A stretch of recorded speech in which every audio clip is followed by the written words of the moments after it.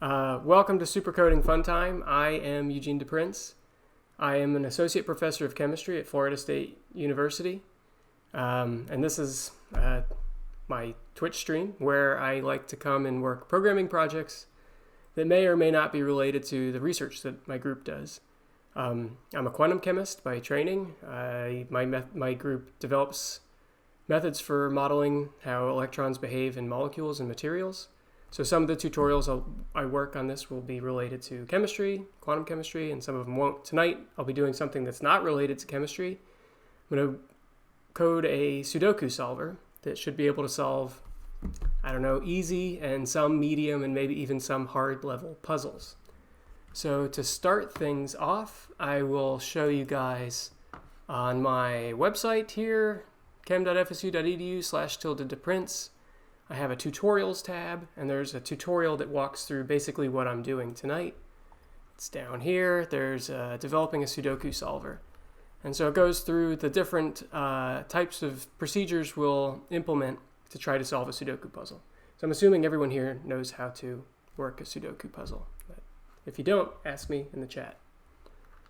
Okay, anyway, let's see. The code I developed for this was originally developed to solve a Project Euler problem. If you're not familiar with Project Euler, it's this great website with all sorts of interesting programming challenges that you can tackle in whatever language you want. And problem 96 is solving a series of Sudoku puzzles.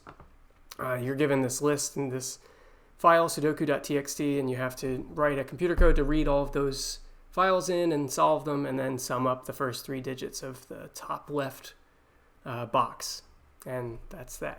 So that's what this solver was originally developed for.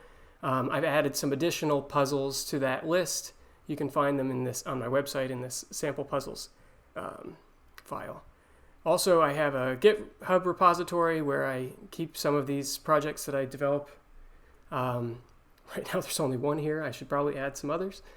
This was from my first episode of this where I did trained a bunch of squares to flock like birds. That was kind of fun. And today we'll do Sudoku. So actually let me refresh because I added a Sudoku folder. So I'm going to clone this repository because it's going to have in it the list of puzzles that I need. So I'm going to go, let's see, git clone, git add. Super coding fun time. Now I regret naming it something so long. So there's super coding fun time. Oops. And there's this Sudoku folder, so I'll go in here and there's a couple of files. There's puzzles.txt, which has the puzzles in it, and there's sudoku.py, which is a completely empty file where we're going to write our Sudoku solver. Everything I'm going to do is going to be in Python tonight. I'm not really a Python expert, but I know enough to write a Sudoku solver. So here we go. So I'm going to open up sudoku.py. I hope this text is big enough. I can make it bigger, but it's going to be super awkward if I do so. Basically, all I have is a main function here. And I'm going to need numpy at some point, so I'm going to go ahead while I'm thinking of it and import numpy. There, and I should be able to run that file with no problems. Okay, great. So the first thing I'm going to do, I'm going to look at the file that contains all the puzzles in it. I guess I'll leave that open because we need to be able to read in these puzzles. And you can see they're all labeled as grid and a number and then the puzzle. And so it's 81 characters, it's a 9x9 grid, and 0 means that the square is blank in the Sudoku puzzle. And there's, I think, 75 puzzles in here. The original Project Euler problem had 50, but I added 25 puzzles that are harder than the Project Euler ones. Okay, so the first thing we need to do is read in this file. So I'm going to define a function called readPuzzles.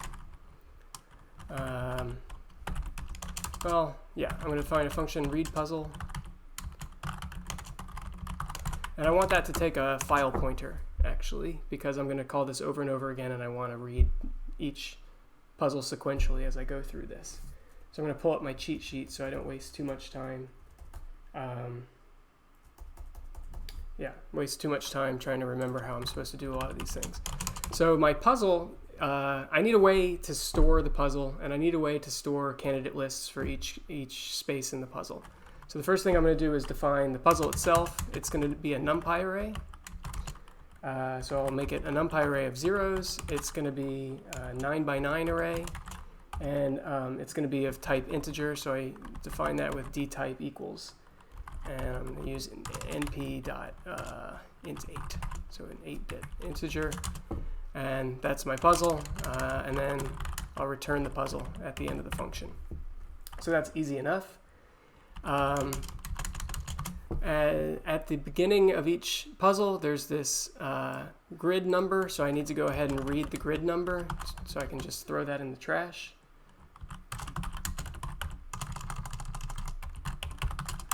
So I'll say read line to do that. That's how you read a line in Python. And then I'm going to loop over all columns and rows of this, all rows of the puzzle, and read in a line for each row. So I have 9 rows, so I'll go I from 1 to 9. I'll read in the line, and then I'm going to extract one element of that line to put it in my puzzle with that loop over j, easy enough. And then, oops, I need to assign this here. So line is equal to f.readLine, so that line of numbers will be in that container. And then I say this is equal to line j. And then I think that's basically it. So now we should probably test this even runs. Well, it should run because I'm not calling the function yet. So I should call the function from within main. So I need to open the file.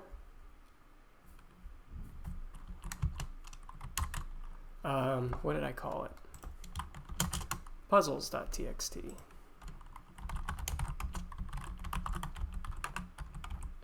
And I'm monitoring the chat if anyone wants to ask any questions. It doesn't have to be limited to Python or Sudoku. I'm an academic in chemistry. If you have questions about science or chemistry, you're welcome to ask. I'm not much of a chemist though, so we'll see how well I can answer your questions. Okay, I have my puzzles.txt opened in read format. I already know that there's 75 puzzles, so I'm going to go ahead and say there's 75 puzzles so I can loop over each puzzle. And then let's say I want to loop over all my puzzles and solve them one at a time. Maybe I want to count how many puzzles I've solved, and I've solved 0 so far. And I'll go ahead and say break so that we only focus on the first puzzle for a while, okay? So the first thing I want to do is read in the puzzle.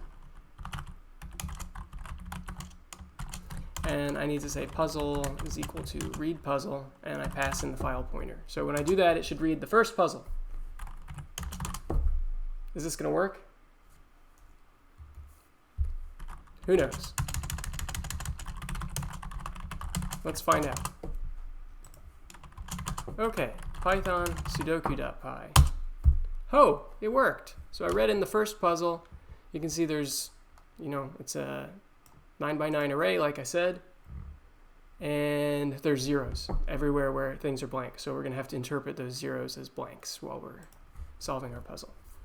Okay, so let's bring up an example of a Sudoku puzzle and talk about what we should do next. So here from this tutorial, let's say I have this puzzle. This is actually puzzle number 7, which my solver will not be smart enough to solve at the end of this tutorial.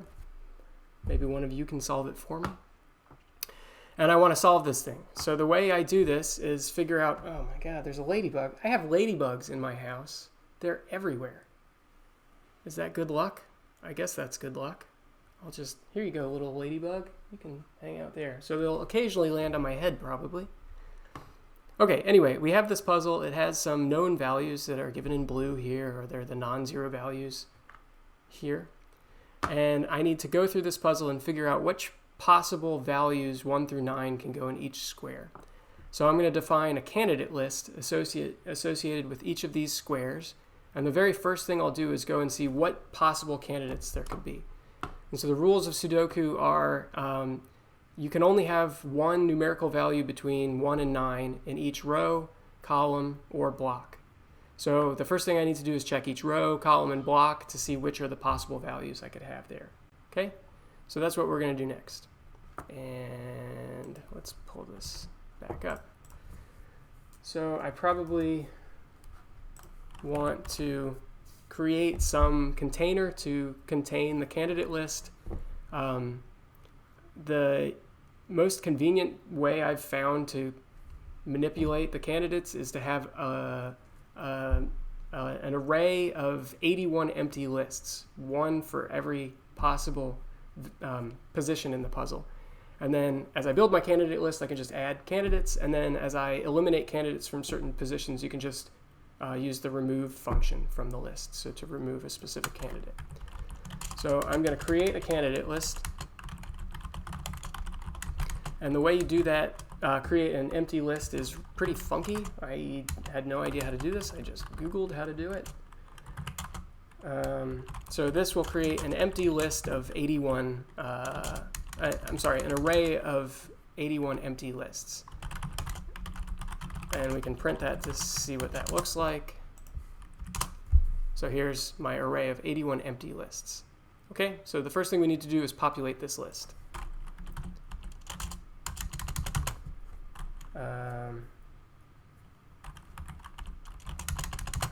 Let's see.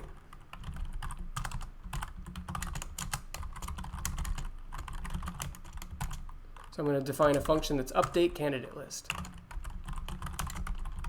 And I'm going to pass to that my puzzle and my candidate list. And it's going to return a new candidate list. How about that? So here I def update candidate list.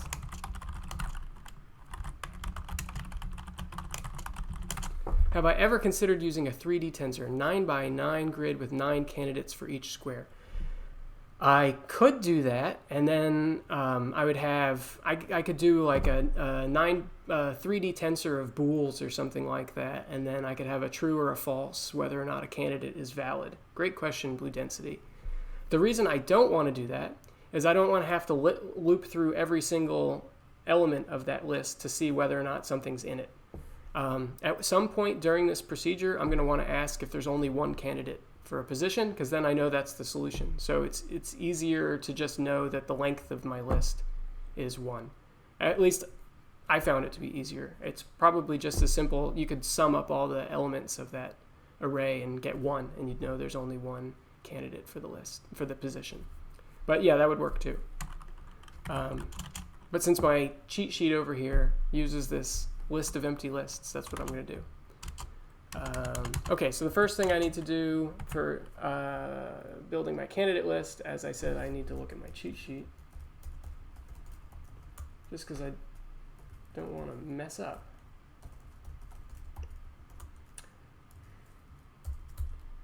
You know, it'd be cool if I was actually prepared for this. Okay. So I guess the first thing, I'm going to want to call this over and over again, so probably the first thing I want to do is clear the candidate list to make sure that every position is empty. Because ultimately, I'm going to be solving this puzzle iteratively, so I'm going to end up calling this function over and over again.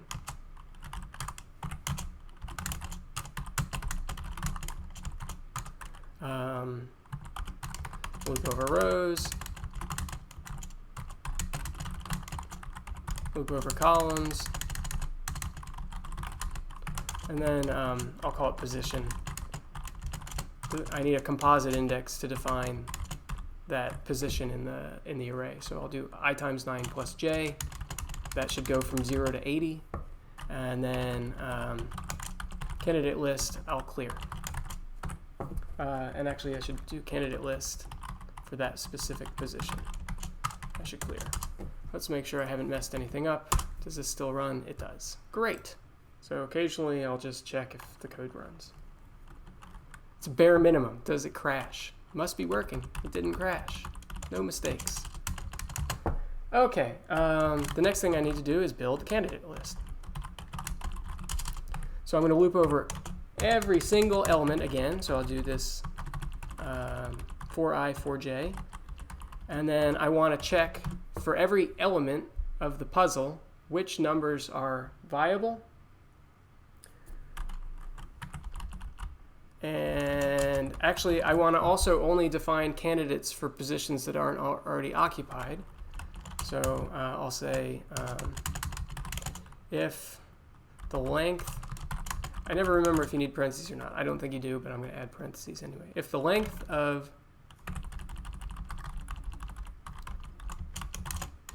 why is that different indentation? What's wrong here? There we go. Someone else said something. I don't need the parentheses. Well, I'm going to put them anyway. Ha. And you can't stop me. If the length of the candidate list is 0, I'll skip that spot because, oh no, if the candidate, what? No, if the puzzle's, what am I doing? You distracted me, blue density. Okay, if the puzzle element ij is equal to 0, is, let's say, not equal to 0, then I'll continue. And so that way I'll only be messing with elements that are 0. So 0, 0, 0, 0, 0. Okay, so I want to identify all the candidates for the blank spots.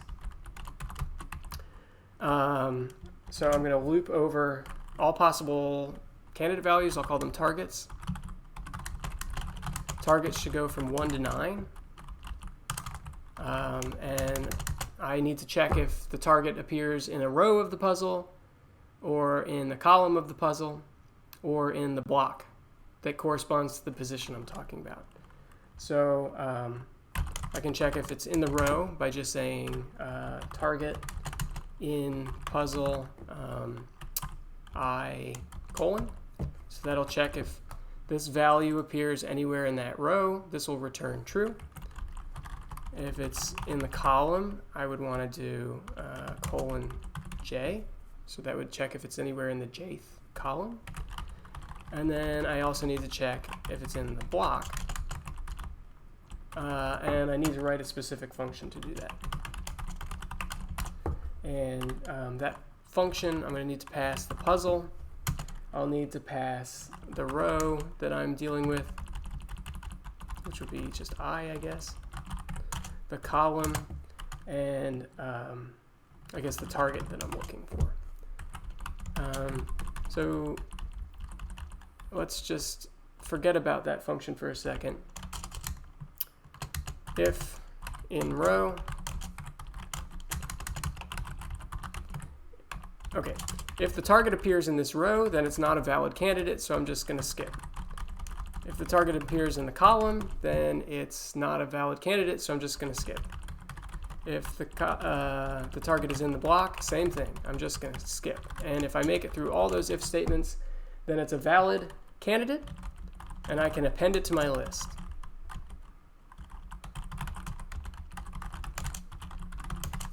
And an important thing here is I'm looping over the targets in order, 1 through 10. So this list is always going to be an ordered list, and that will make it easier. You can't see the bottom of the screen. Oh no, really? Okay. Why is that? Okay. Thank you, Rain. Okay, so an important thing is that the list is going to end up being ordered, so that it will make it a lot easier to compare lists to each other. Okay, so now assuming I have written these functions correctly, or this function correctly, and I have a check block function, I've built a candidate list that checks valid candidates for each position in the puzzle, just given the existing puzzle. Okay, so now I guess we need to write this check block function. Well, first, maybe let's make sure that this runs. Who knows if it's correct, but we'll just check if it runs. It runs. Okay. So I'm going to define a check block function.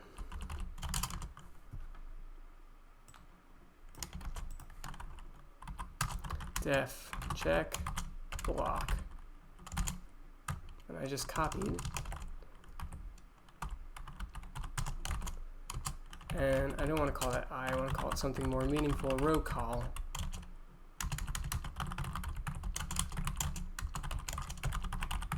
Okay, so I'm going to set in block to false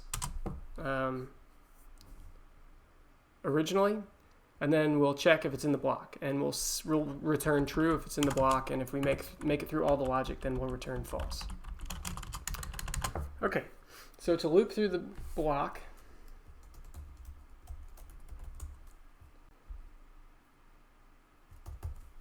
I need to understand which block I'm in based on the column labels and the row labels, and I need to loop over the appropriate rows and columns. So if I look back at a puzzle, each block has 3 rows or 3 columns in it, so I can figure out which block I'm in by using mod 3. So and subtracting off, subtracting off mod 3 from the result. So if I'm in row 3, that would be number 2, 0, 1, 2. If I do 2 mod 3, that'll be 2. So I take my row minus 2, that'll be 0. So that means the first row in this block is 0. So I can define a start row, would be row minus row mod 3. Mod just returns the remainder of a value if you don't know that already. And then start call would be call minus call mod 3. And we're going to have to use this basic logic to figure out starting blocks a few times in this tutorial. Depending on how far we get it. It's already taken me 20 minutes and we haven't even built the first candidate list yet. Okay. So then I want to loop over the 3 rows and 3 columns associated with this block. So for I in range, start row up to start row plus 3.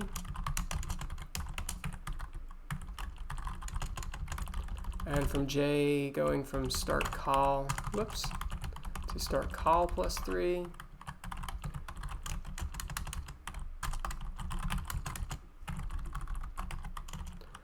Position should be I times 9 plus J.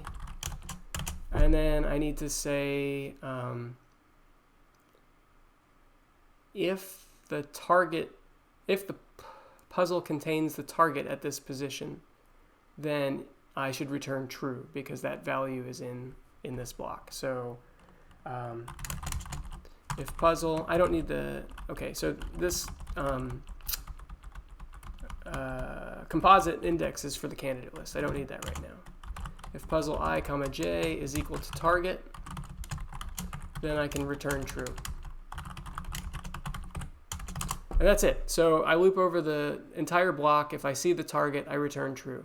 If I make it through all these loops, then I return false. I don't even need, we can make this simpler. That's even easier. Okay, so that should tell me if I'm in the block or if the target value is in the block or not. Okay, check block. Let's make sure that function is called here. I think you can see it. Now we can make sure I'm calling this logic in my main loop. So I read the puzzle, I create a candidate list, and then I update my candidate list. And let's go ahead and print the candidate list.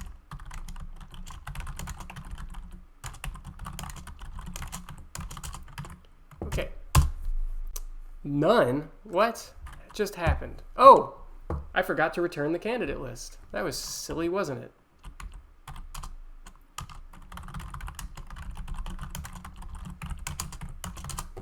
Okay. Okay, so here's my candidate list. My list of candidate lists. So the first position has 2 possible candidates, 4 or 5 could go there. That's great. And so now we have to start applying sequential logic to reduce the number of candidates so that we can say, now you can't see the top of the screen. Really? I think you can see everything I can see. It's just I've overwritten. I think you can see everything. Yeah, I'm looking on Twitch. I think you can see everything I can see. It's just this window covers this one. Output screen. Yeah, you can see everything I can see. We can only see it in full screen. I don't understand what that means. Okay, so now I'm looking at full screen. I can see everything. Now I'm not looking at full screen. Oh, you can't. What? That's super annoying. I'm confused because it looks fine in mine. Okay, I'll move it down. Can you see it now?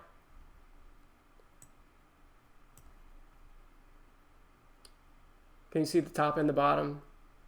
Yes. Okay, so we'll do it right there. Thank you for keeping me honest. That's weird because I guess you guys have different window settings than me. I don't know. Okay.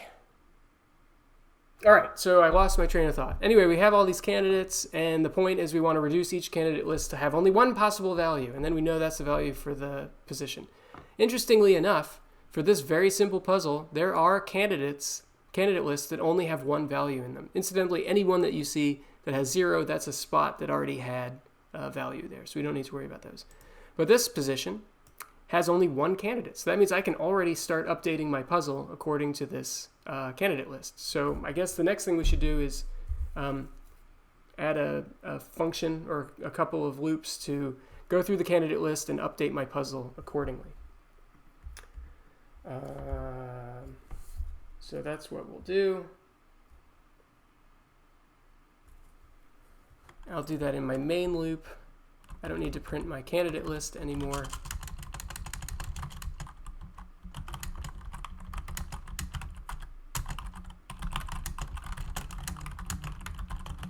Someone's calling me from Tennessee. I'm not going to answer. That'll show them. Okay, update puzzle if any positions only have one candidate. So I'm going to loop over, I guess. I'm going to copy one of these loops.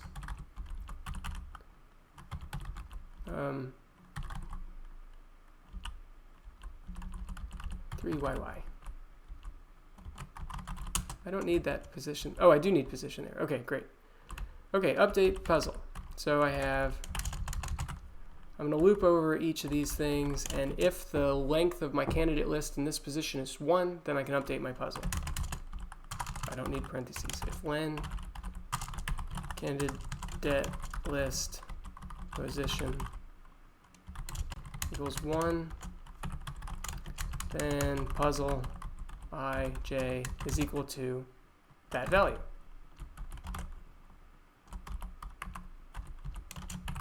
And it would be the 0th element of that list.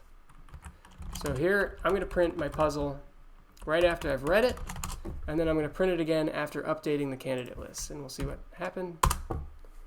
So here, this bottom row that I hope you can see, this bottom row, 5010300 became 005410300. So I filled in this candidate. Great. Now we can try to iterate. And so now that this 4 is here, if I check my candidate list again, that will affect the other values elsewhere because there's a 4 here, it can't be anywhere else in the block. So I should iterate.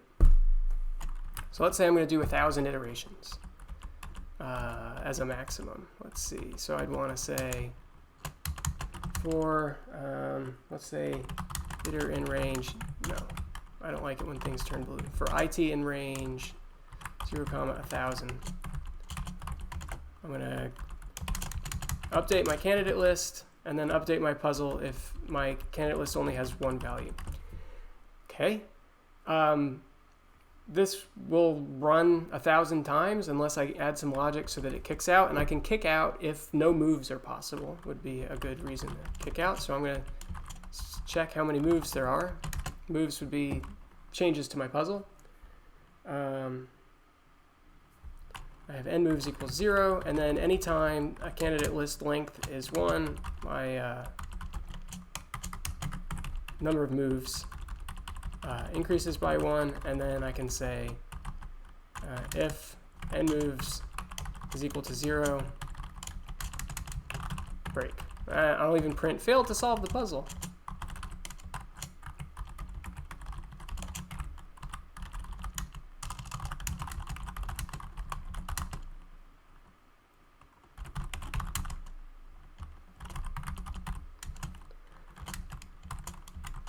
So this would be puzzle n plus 1. Okay. Oh my gosh. Okay. So I printed my puzzle, and then I ran this set of iterations, built candidate list, updated the puzzle, and kicked out when there were no more moves. And I said I failed to solve this puzzle. But if you look at this puzzle looks pretty done to me. So it turns out this incredibly simple puzzle we were just able to solve by checking where there's only one possible candidate. And I can check, actually, this was a puzzle from the Project Euler. And so I can check, here's this puzzle, it's this one. So 483921, let's just check that, 483921. 483, oh, I can look at them both side by side. Boop, no I can't. Well, that's annoying. Let's look at the bottom row. 695 417 382. 695 417 382. So we've solved this puzzle. So clearly we didn't fail to solve the puzzle. So I guess I should check if all candidate list lengths are 0, that means the puzzle is solved. So I can kick out then.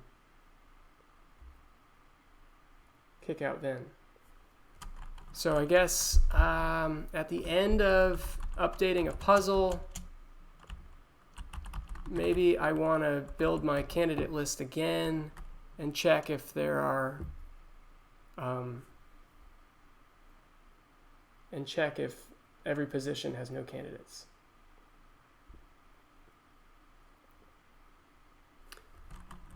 No, okay. How about we just break here? Yeah, that's what we'll do. So if there's no moves, we'll break, and then we can check if the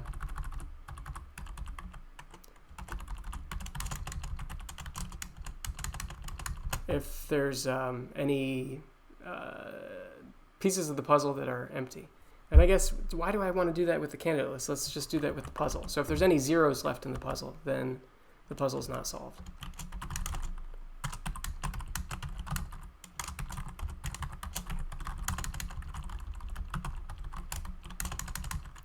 If puzzle ij is equal to 0, then I failed to solve my puzzle. And yeah, let's do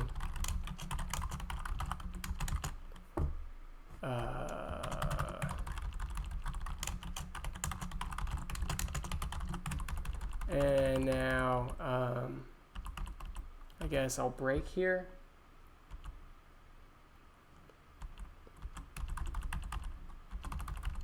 Let's see. I think you could do if 0 in puzzle. Wow, that's way better. That makes my break a lot easier. Thanks, Blue Density.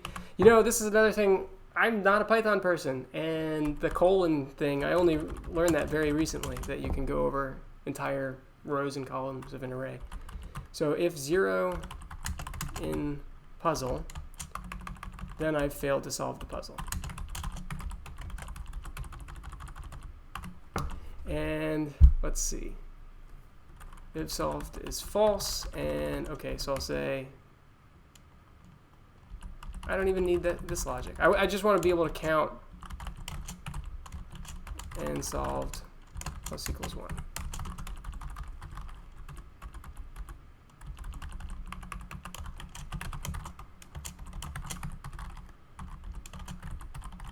Solved %i puzzles. And solved. Okay, so let's see if that works. Hey, solved one puzzle. Okay, so we managed to solve the first puzzle. Well, that's annoying. I don't want to put in the logic for the S, so I'll deal with bad grammar. Solved one puzzles. We solved one puzzles with this really limited logic that we only check if the candidate list has one candidate. That's great. let's see how many other puzzles we can solve from this list of 75 puzzles that I have. So I'll get rid of the break, and I'll get rid of all these print puzzle statements so the output's not crazy.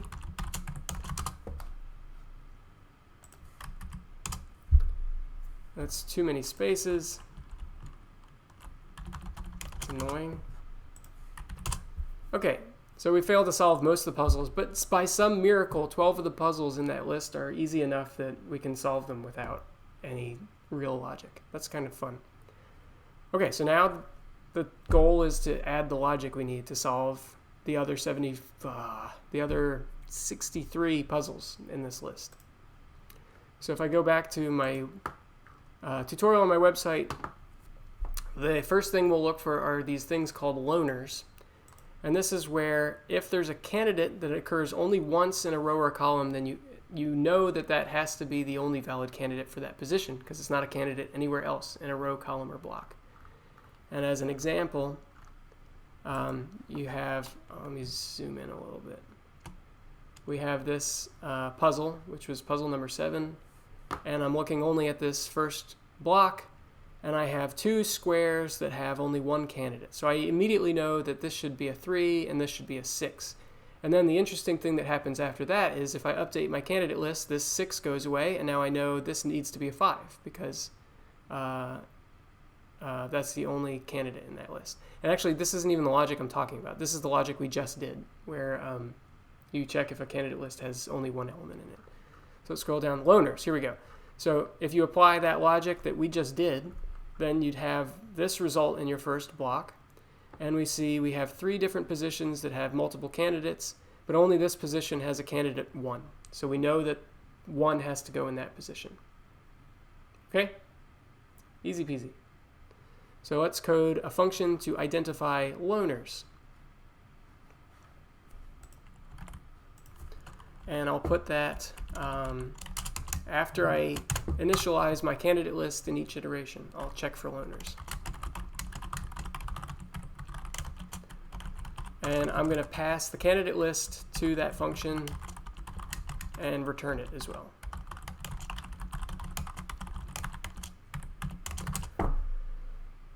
Here we go. I'll just do it right here. Def loaners.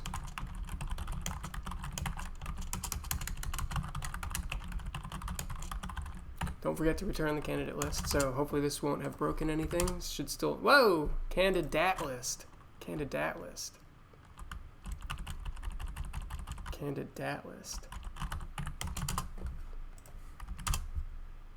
I can still solve 12 puzzles. Fantastic. Okay, so here I'm going to loop over each row, column, or block and check if there's candidates that only appear once in that row, column, or block.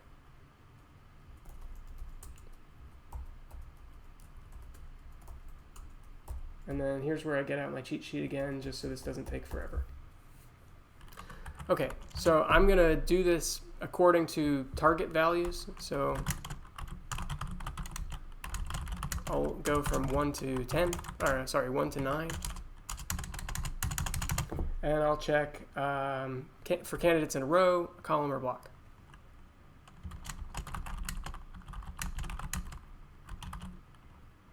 Sorry.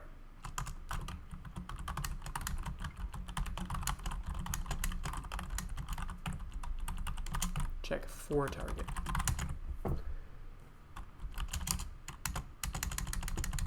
Okay.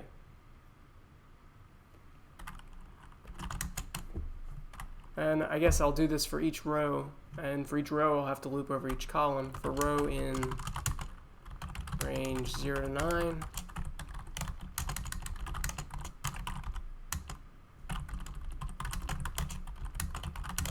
for column range 0 to 9, and then I'm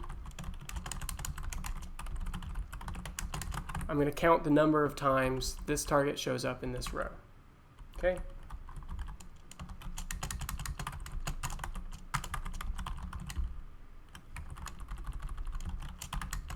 So if target in candidate list for this position, and I need to define the position. Position is row times, times 9 plus column.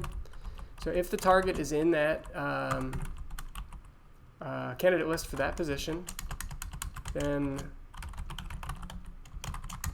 my number of instances goes up by 1. So it will have shown up one more time in that row. And then I guess after this, I can check whether or not the candidate appears once or more than once.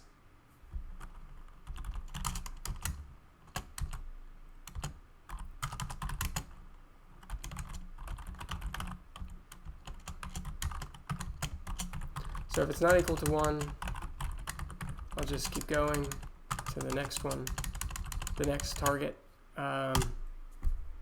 And if it is equal to 1, then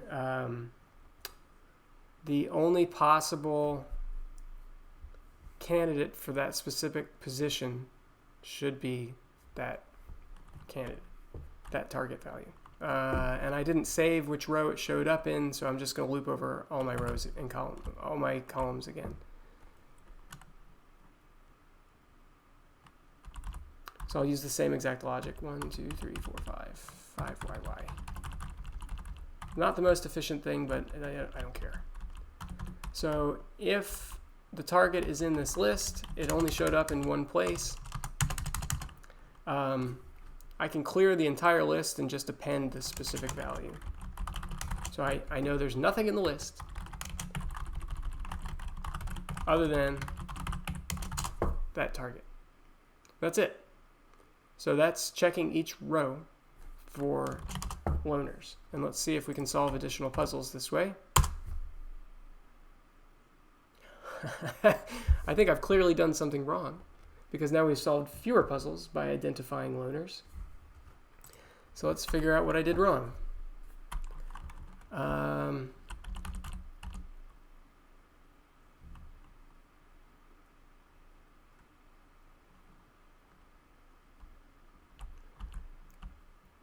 Okay, I go over each row.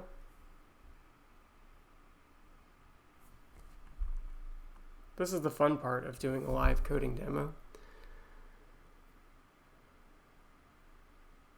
I go over each row.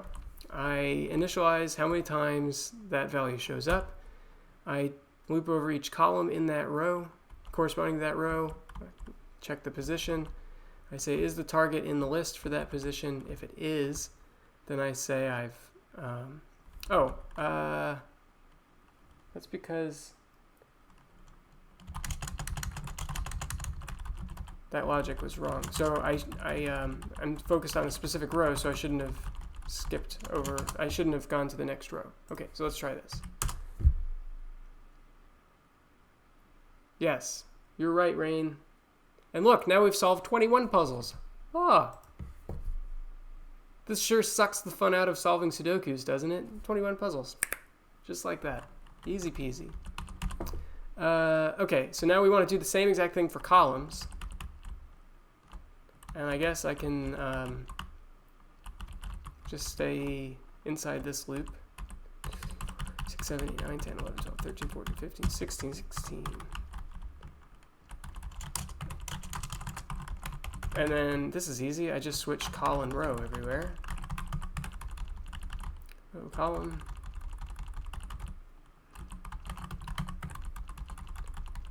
Oh, that's that. So I should have solved even more now.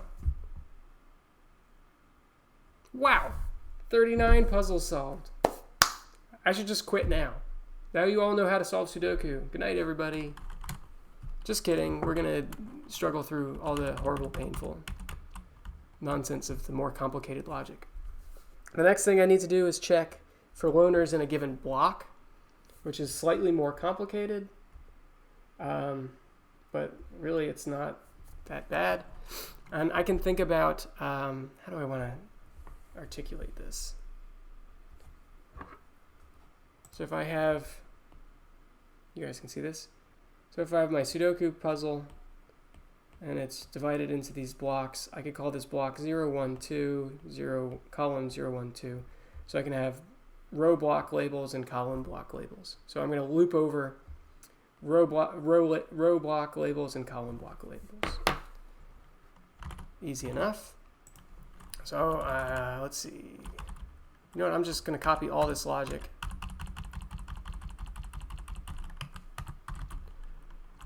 And just modify it. So I'm going to loop over a given block. So let's see. My block row, I'll call it BI, it's going to go from 0 to 3. And my block column label, I'll call BJ, that'll go from 0 to 3. And let me indent. So now I want to loop over rows in this block, so I need to define what the start row is. And that would just be 3 times that label. So here it'd be 0, 3, and 6. And I need a start column.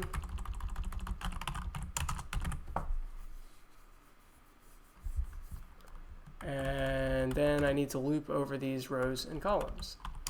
So n instances would be 0. I'll loop over a row from start row to start row plus 3. I'll loop over column for the same thing. And now it's the same exact logic. So I looped over every element of the block, checked how many instances there are. If there's not exactly 1, I continue, and then I need to do the same exact loop for YY down here. And I think it's as easy as that. Now we can run this again and see. We only solved one more puzzle? That's kind of sad. That was a lot of work to solve one puzzle. Well, we've still solved 40 puzzles. That ain't bad. In 48 minutes. Solved 48 puzzles. 40 puzzles. Less than a puzzle a minute. Okay. All right, I think that's the complete logic for loaners. Solved 40 puzzles. I think on my website I say how many puzzles you should be able to solve. So let's see. Should be able to solve 40. So I think we coded this correctly, or I coded it incorrectly twice. Either way, I think we can move on. Okay, so the next thing, if we go up to the list of logic I wanted to implement, loaners, we've done.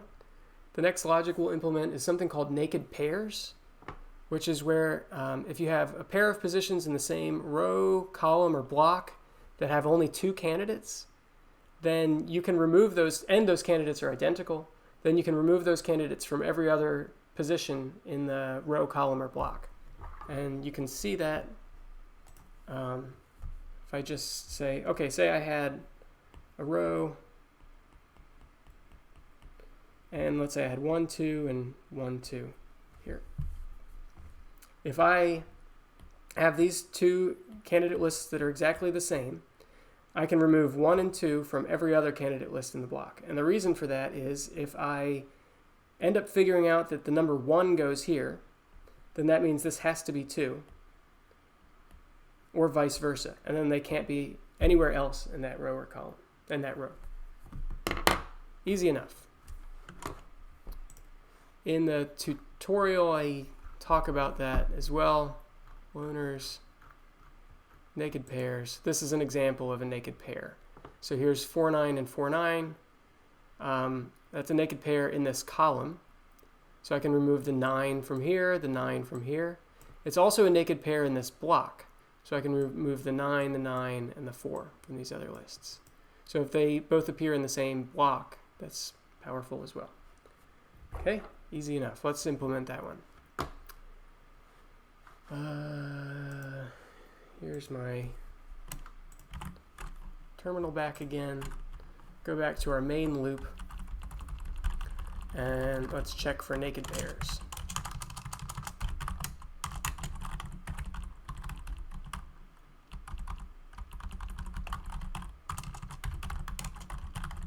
I'll call the function naked pairs.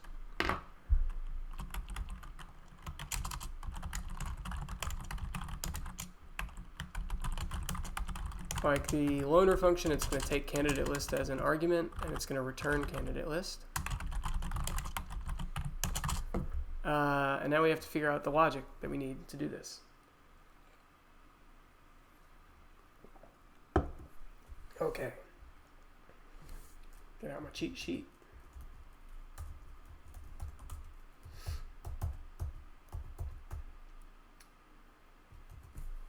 Okay.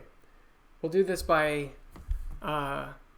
check for naked pairs in rows, check for naked pairs in columns, and then check in blocks. And we'll start with the rows.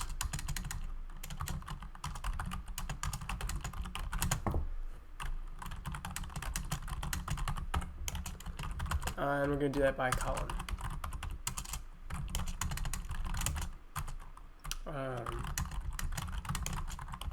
So I'm going to loop over all possible rows. And then I'm going to march along a column. And so I'm going to have pairs. So I'm going to have two different columns that I want to go over. So I'll call it col 1 and col 2. Col 2, I don't want to duplicate any comparisons, so col 2 should start with col 1 plus 1. So now I'm only going over unique pairs of columns. Okay. Okay.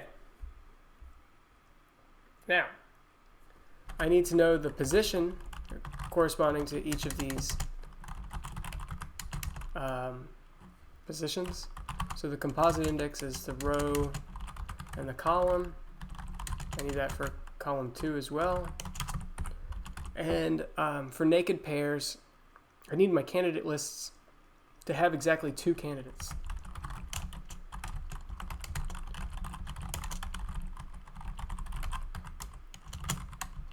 So if that length of that list is not exactly 2, then I'll skip.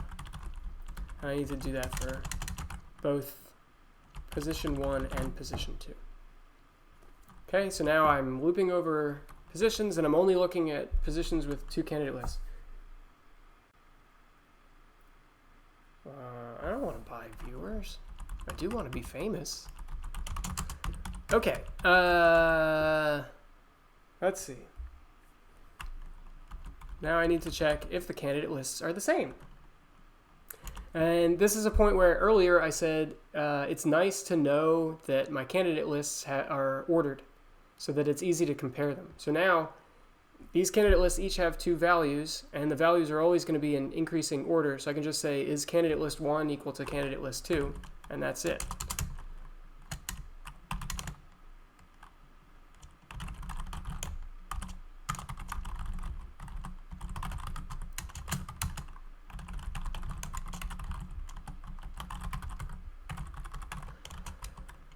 Okay, so if they're not equal to each other, then I can skip. And if they are equal to each other, then I can, let's put some comments. Are candidate lists identical? And then I want to remove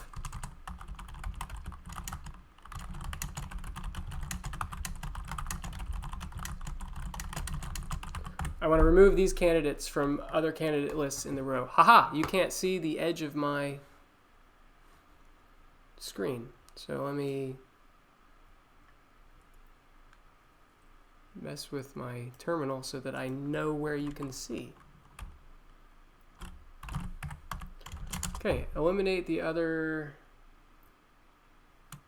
doodads from the other position lists in the row. Okay. So to do that, I'm going to loop over all columns again.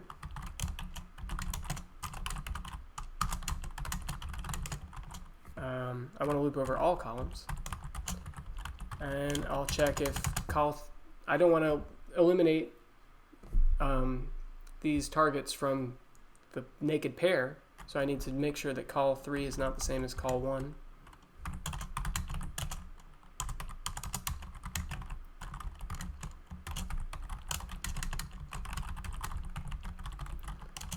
Okay, so I'm not destroying candidate lists I shouldn't be destroying.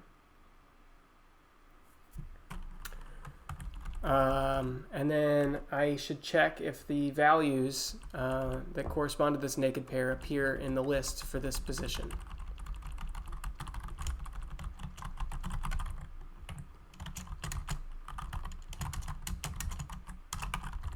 So that's my position. I need to know the values. So I'll say val 0 is candidate list position 1, 0, and val 1 is the other one, just so I don't have to type candidate list forever. I really should have called it something shorter than that, but I didn't. So now if val 0 is in the candidate list for position 3, then I can remove that value from that candidate list. So I would say candidate list position 3 dot remove val 0. So that's a nice thing about these the lists we're using. Clear, append, remove, they're all very easy operations to do. It seems that my upload has frozen. We'll see what happens. Okay, so I remove value 0. If it shows up in the candidate list, and I can remove val 1 if it shows up in the candidate list as well. Hey, we're back, I think. Oh, it froze again. What is going on? That's a bummer. I don't want to have to end this stream early. It's only been an hour. Okay.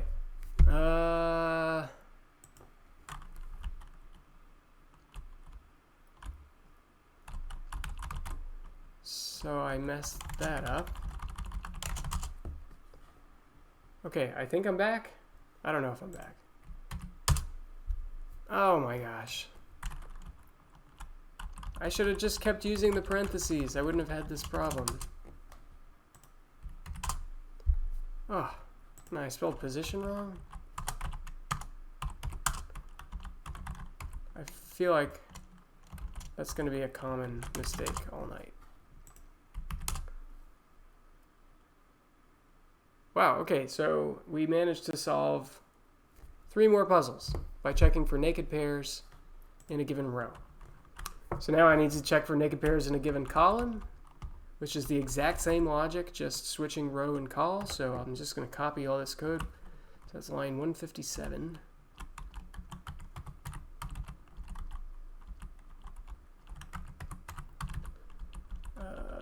Nope, I messed that up. Okay, D157GG. P 157GG. Okay, cool. March along. Now I need to march along pairs by. Yeah, I'm fine. Okay, good. I get worried. Like the first time I streamed, maybe it was the second, there ended up being like a 10-minute delay because of horrible internet issues. I think we're getting MetroNet soon, which is better Wi-Fi, it's fiber optics in Tallahassee. So hopefully that'll be better than this Comcast junk. Okay, so I'm going to march along pairs in this column by row. And this is probably super exciting for everybody to watch. So now this should be row 1. I'm going to copy that so it's easier to replace. This is where probably using a text editor other than VI would probably be easier than what I'm doing. But here we are. I'm an old person. I like VI. So I will continue to use VI until I die.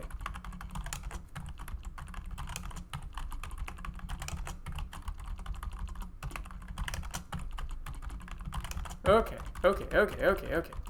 Row 3. That all looks good. Okay, so naked pairs in a column.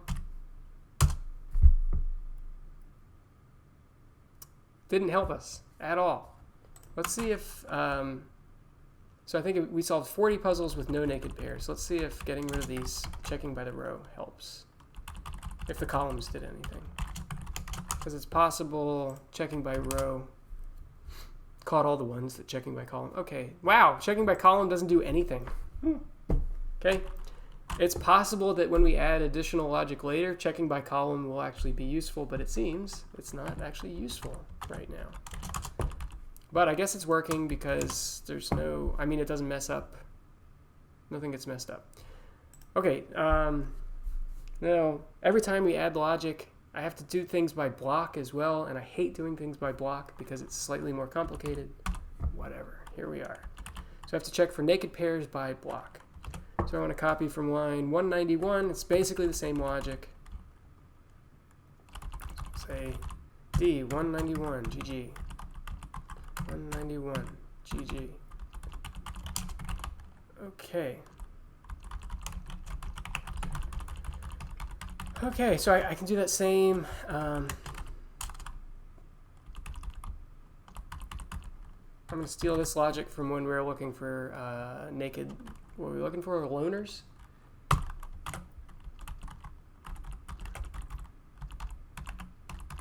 And now I guess everything here needs to be indented.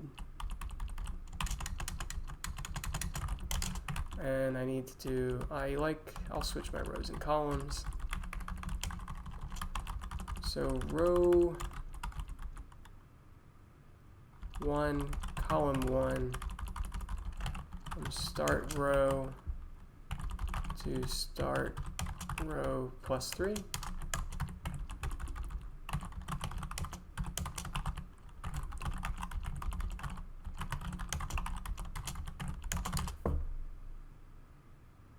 I just got really confused.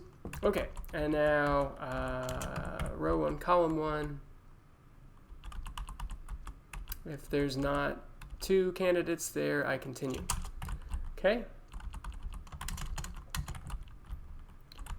Now I need to do that for row 2, column 2.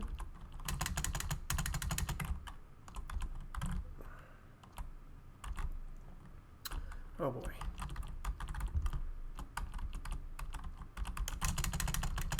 This gets confusing. Okay, row 2, column 2, and now I need to indent all this stuff again. Okay, now I've identified, this is where now everything looks ugly. I hate it. Okay, I need to check that the 2 positions aren't the same. Before it was guaranteed they weren't the same based on how I was looping over positions, but now I have to actually check.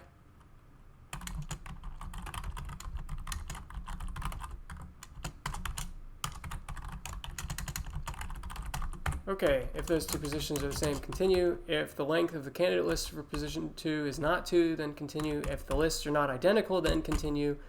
These are the 2 candidates, and now I need to eliminate those from all other possible cases. So I'll copy, this should be call 2.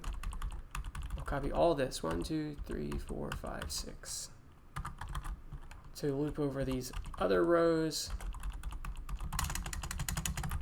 All my 2s need to become 3s. If position 1 equals position 3, continue. If position 2 equals position 3, continue. I already checked position 3. Now I just need to indent some more. Why is my indenting so funny? Maybe, I guess I forgot to indent. I think that's it. I'm too lazy to go back and check, so we're just gonna hit enter and see what happens. Okay, I've solved 44 puzzles. Naked pairs by row, column, and block. Nothing broke. Let's check tutorial to see if that's the right number of puzzles I should be able to solve at this point. Whoa, 44. Time to celebrate with some Diet Sprite.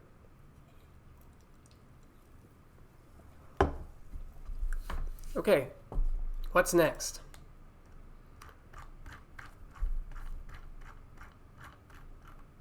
Okay. there's all these things. I might stop after hidden pairs because some of these other ones are pretty complicated.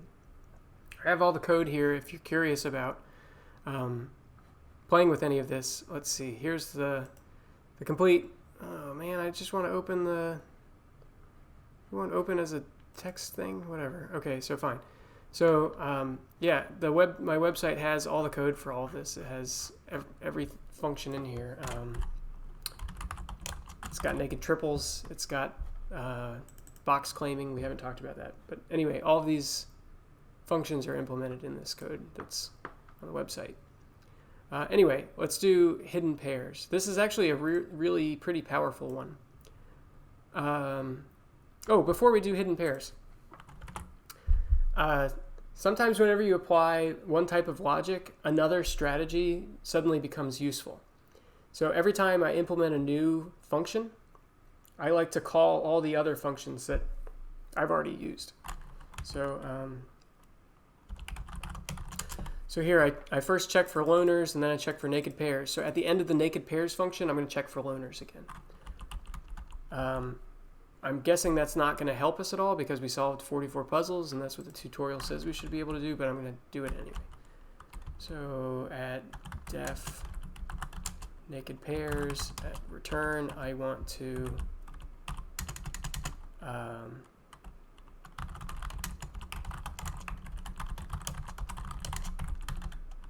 that looks confusing. I know that it was correct, but I still don't like the way it looks. Okay, just to check. Okay, still solved 44 puzzles. Okay, what's up next? We got hidden pairs.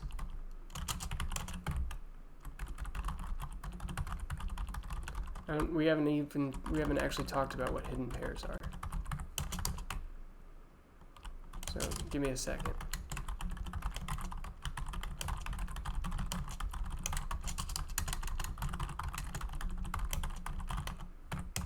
No. That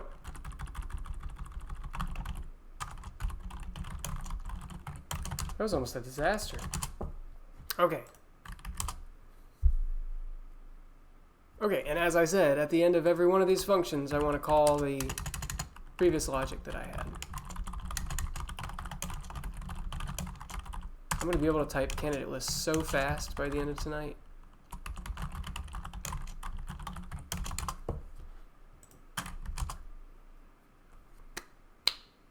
Solved 44 puzzles. Okay.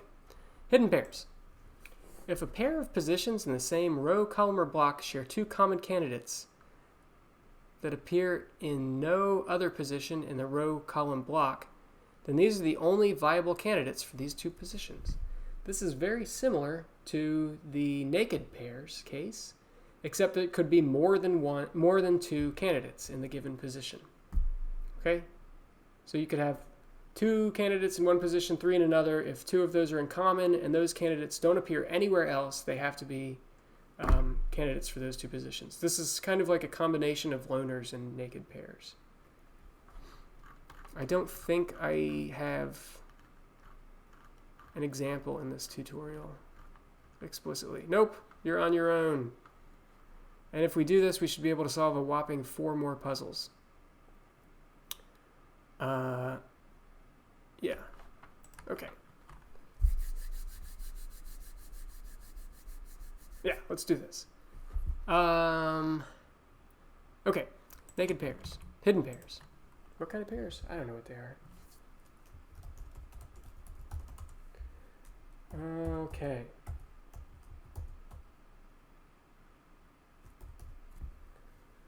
So just like when we did the naked pairs, I'm going to loop over pairs of positions by row, then by column, then by block. So we'll start by row.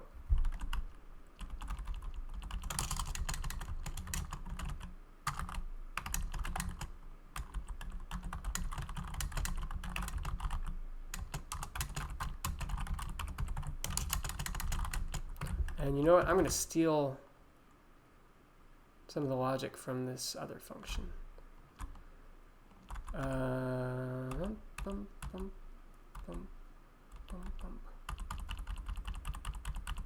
12YY. Okay. So I have a row. I'm marching along each column in the row. Check the position.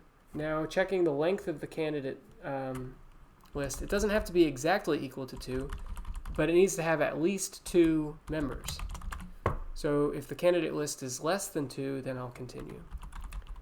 Same for the second candidate list. If the length of the list is less than 2, then I need to continue. Because remember, these are pairs that are hidden within a larger list. So the list needs to have more than 2 members.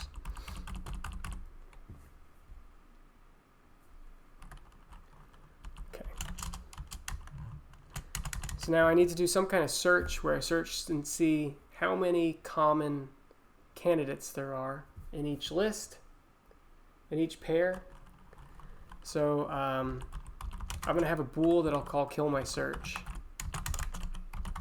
And whenever that's true, this search is going to end, just so we don't do a bunch of work for nothing. And I'm going to loop over the values in each candidate list and count up the ones that are identical. No, I'm going to loop over, no. I'm going to loop over pairs of candidates within each list. So, no, I want to loop over val1 in the first candidate list.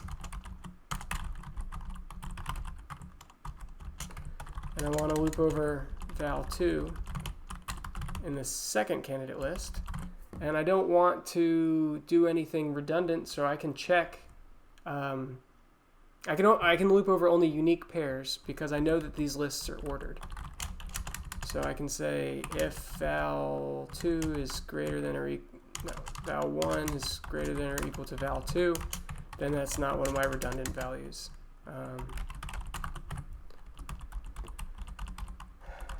Okay. So I want all val1 less than val2. And now I need to ensure that this pair shows up in the candidate list number 2.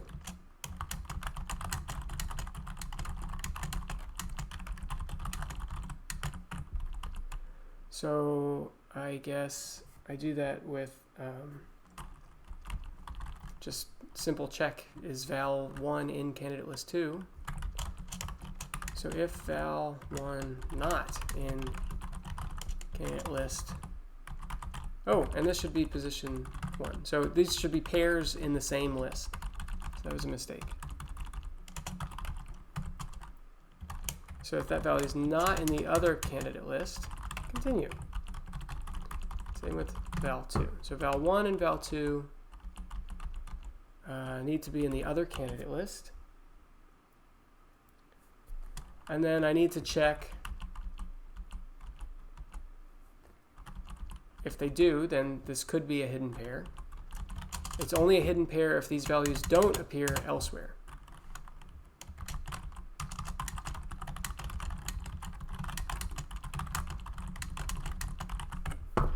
And if anything doesn't make sense, you can ask me in the chat. Or if you want to talk about anything else, you can ask me in the chat. Because I'm just talking to myself right now, and that's fine. I like hearing myself talk. I am a university professor after all.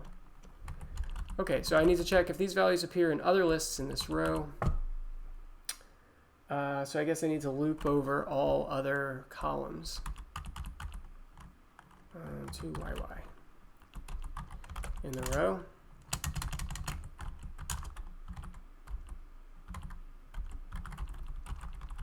And I think I should loop over all rows, not limited in any way. And I need to check that I'm not looking at the same position.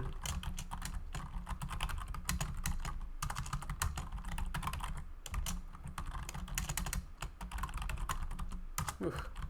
Sorry, I'm a C programmer, C++ programmer, so I like to put semicolons everywhere. Okay, so I have looped over this column, checked my position, checked that I'm not the same as positions 1 and 2, and now I need to check if this value, what language is this? This is Python.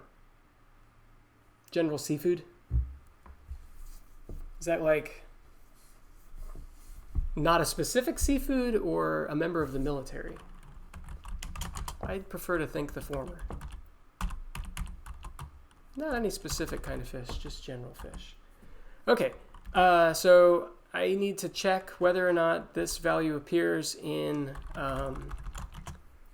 this candidate list. If it does, then the pair I'm talking about is not a hidden pair. Getting started in Python 3 and all of the above. So interestingly enough, I'm not really a Python programmer. This is actually part of an effort for me to learn a little bit more Python.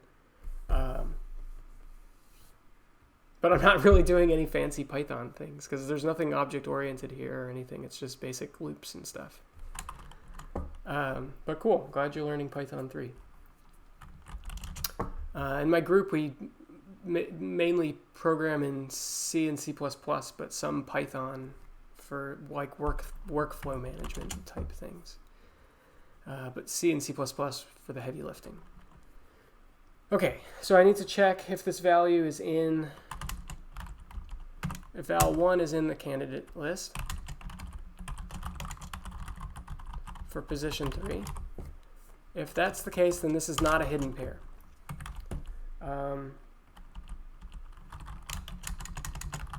So I'll break.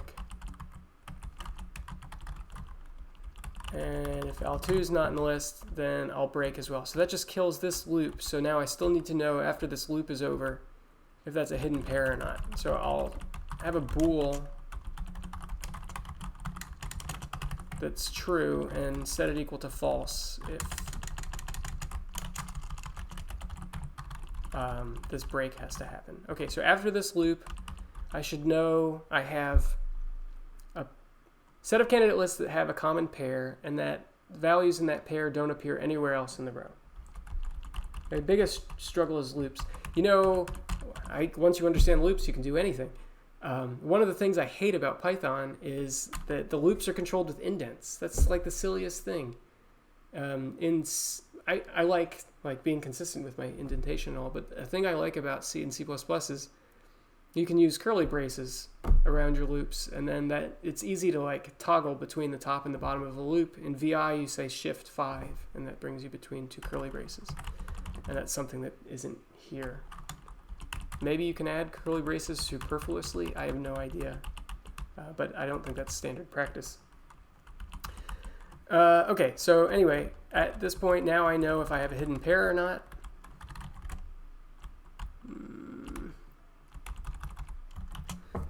And if it's a hidden pair, I do something.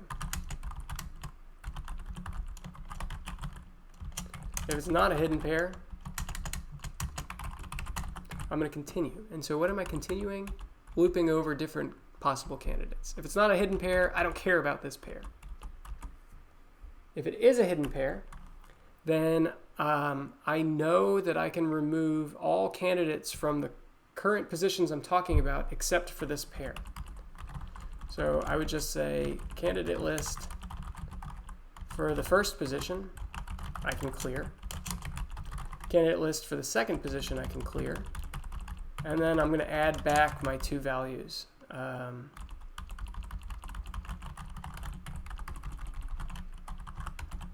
They're val1 and val2. And I want to be sure and careful that I put them back in the right order because, again, for like the 18th time, these are ordered lists, which makes all these comparisons easier. And then I am done looking for my hidden pair. So I can say kill search.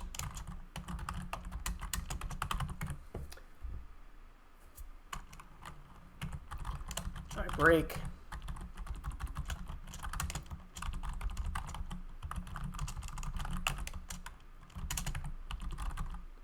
If kill search, I break. And then that's the end of that. Let's see if this actually fixes anything. Okay, yeah, my professor also prefers C++. It depends on what you're doing. I prefer C++ for like a large-scale scientific application. But something like this, memory management is a huge pain in C and C++. So I'd much rather do things in Python. Whoops. Okay.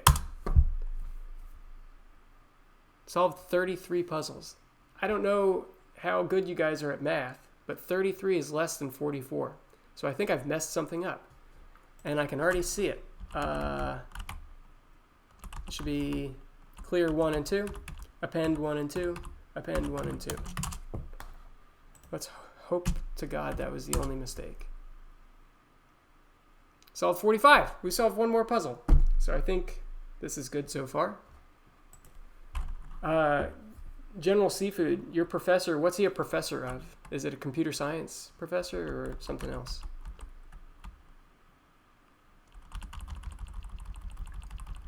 And I'm just going to copy all this logic, D301, GG, because the logic for rows and columns is basically the same. 301, GG. Check for hidden pairs by column, and each row by, whatever, don't listen to the words I'm saying. Look at the words I'm typing. Hidden pairs in each column by row. So this is now col.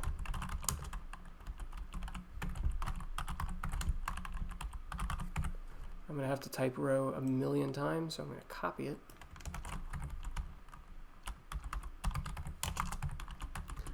Check if the candidate list length is right. Row 2, row 1, row 2, col. Check if the candidate list length is right. Check if I should kill my search. Val 1, position 1. Val 2, position 1. Check the ordering.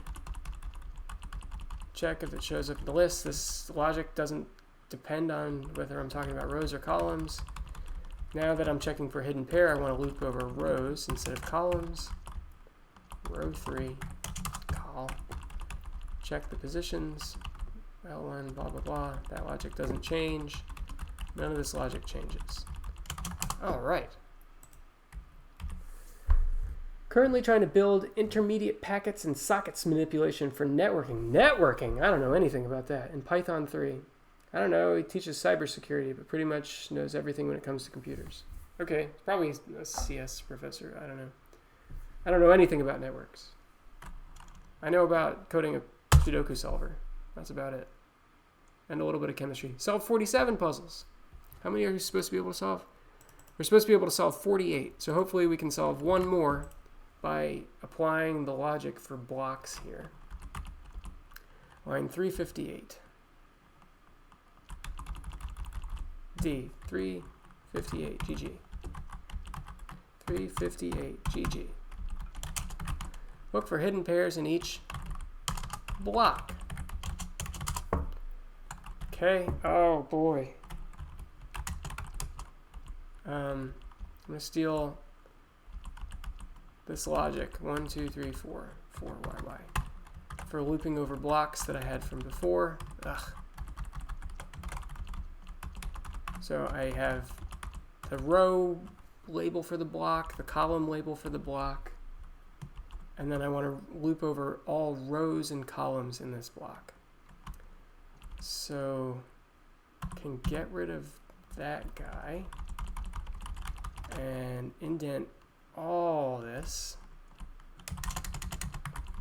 Now I want to march along pairs in this block. So I have a row and I need a column. And I need to indent. I know those bounds are wrong on this loop, but I'll fix that in a second. So now my rows need to go from start row to start row plus 3 and start call to start call plus 3.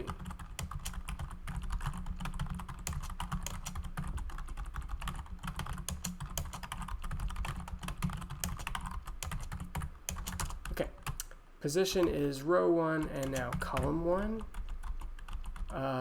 Check the length of the candidate list. Row 2. So now this one I also need to generalize. Oh, you know what? I'm gonna. Oh, it's so ugly. Copy that. Okay. Now this all needs to get indented. row 2, column 2. Check that the list has enough members. Have the same kill search thing. All of this logic has nothing to do with rows, columns, or blocks, so it shouldn't need to change. And now that I need to worry about whether or not this is a hidden pair, now I need, this should be row 2, column 2. Okay, now I can bring this down here and change this to row 3 and column 3.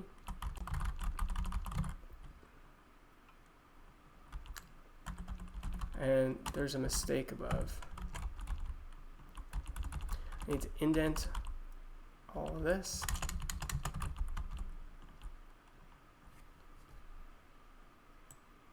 Ugh. All right, let's cover up my face a little bit. Okay.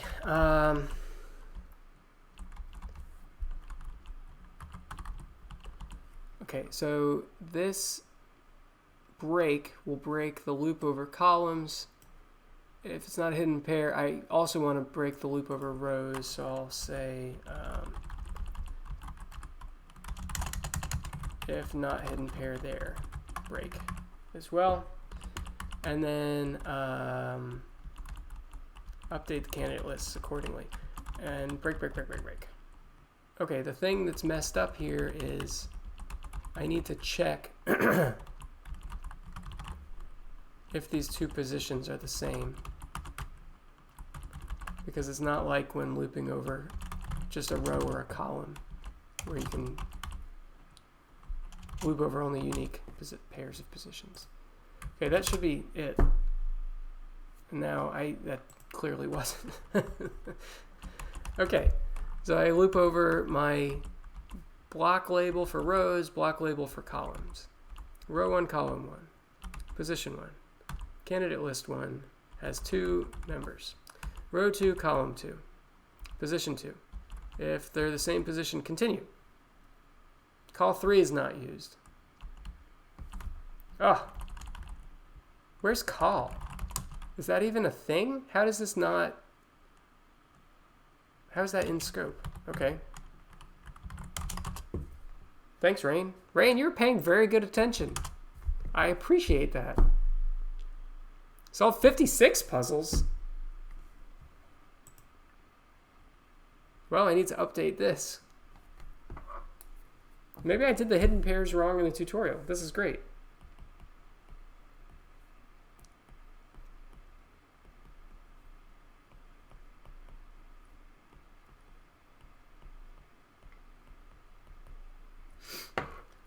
All right, to make sure this is right, I'm going to check that the Project Euler answer is correct.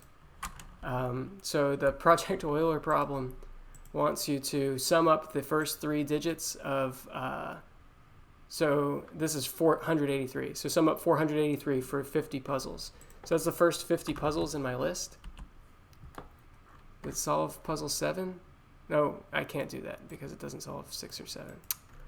Never mind. This kind of bothers me. I must have had a bug in the other version of this. Well, okay, I solved additional puzzles this way.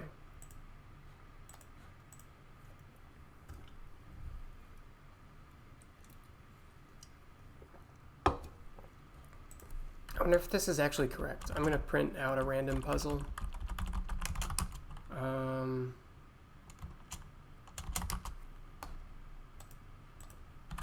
going to print out solved puzzles and make sure it makes sense. Just a spot check. 1, 2, 3, 4, 5, 6, 7, 8, 9. I don't see anything bizarre here. Okay. Well, that's fun. Thanks, Rain. You helped me solve additional puzzles. Okay, what's next? I'm a certifiable genius. Now I have to keep going. Well, I think Rain's the genius because somehow she found that call 3 mistake. Okay, anyway, what's next? Okay, identifying naked triples. I'm going to skip naked triples because it's just more complicated logic. It's just like naked pairs, but you have to do triples, and it doesn't really help in that many cases. Sorry, that's hidden pairs. Naked triples. Let's see. Yeah, that managed to solve one additional puzzle. I don't think that's worth the 30 minutes it'll take me to implement that. So instead, we can just skip ahead and do, let's see, because I just came back from a snack break. Snack breaks are important, everybody. Take a break, eat an apple. Gather your thoughts. Yeah, so the naked triples are not that useful as far as I can tell. So let's skip that and do box claiming and row column claiming. Let's see if I can just read this and explain this to everybody. So if a candidate appears in only, and the key is also that I can remember what the logic actually is associated with this. If a candidate appears only in one row column of block, then the number is claimed for that block and removed from candidate lists for the same row column in other blocks. Okay, so if I have a, let's see. If I have a block and a candidate appears only in one row or column, let's say it appears in 2 spots of that block, then the number is claimed for that block and removed from the candidate list in the same row column of the other blocks. So let's say you have these other 2 blocks, and the candidate appeared there and there. Because the candidate only appears, oh, you can't see what I'm doing.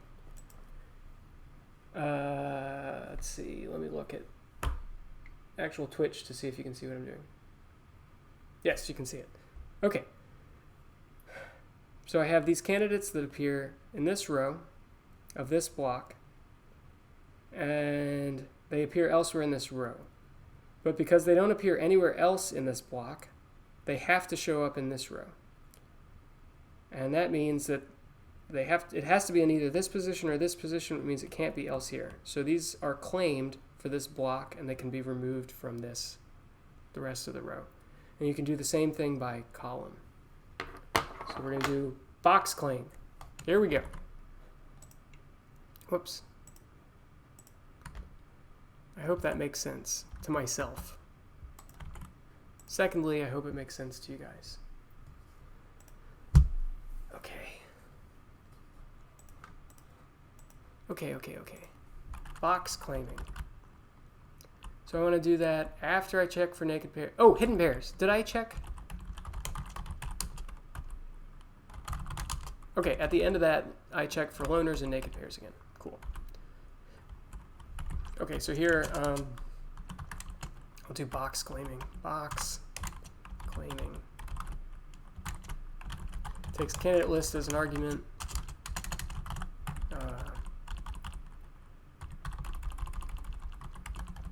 It's the same structure as all the other ones, and I'm going to apply, just like before, I'm going to apply all previously developed logic after I do the box claim, because after you do the box claim, maybe you could find loners or naked pairs or hidden pairs. Okay, so I need to go through each row or column, each element of a block, and I need to loop over the whole block and see if a candidate appears only in a row or a column. How in the world do I do that? I guess first I should add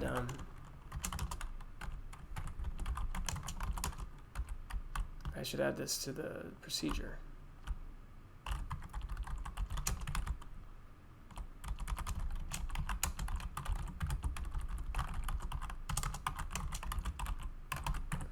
And anybody who wants to learn how to do these different procedures, so I think everybody intuitively knows about loners.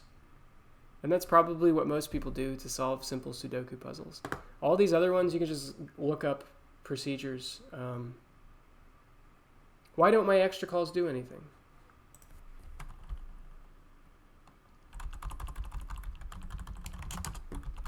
They actually could, because there could be a case where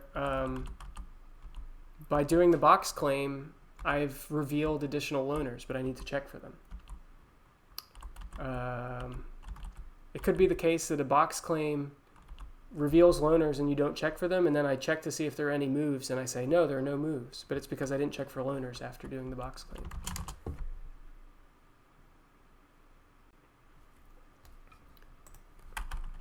Maybe I'm wrong. Oh, actually, we can check this. So let's forget box claiming, and let's go to the hidden pairs function and not check for loaners and naked pairs. And go to the naked pairs function and not check for loaners and see if we can still solve 56 puzzles.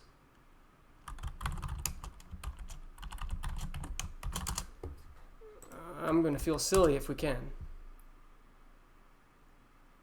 Ah, only 44. So,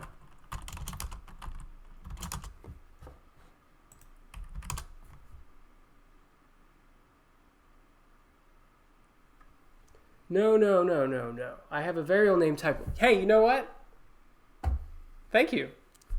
What's funny is I had the same exact mistake in the tutorial that I had developed preparing for this stream. Okay, so I'm guessing, where is that? At the box claim one, I'm guessing you're talking about? No.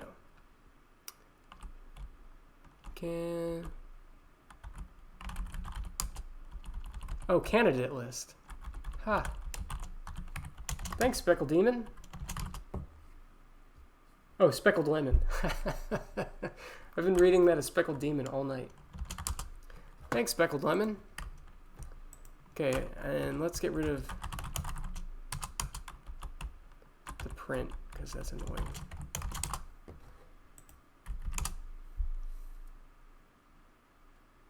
All right, 58? Does that just come from calling? This is crazy. That just comes from calling these functions again. So let's get rid of... It's going to be 56, I guess? 56. That's crazy. What happens if I call it twice? I'll call it 8 times. Is it going to solve more?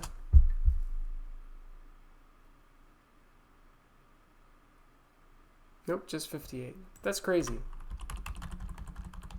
This is nuts. So, like, I spent so much time going through and figuring out how many puzzles I could solve with each level. And I can solve 10 more than I thought. And above that, I have another mistake.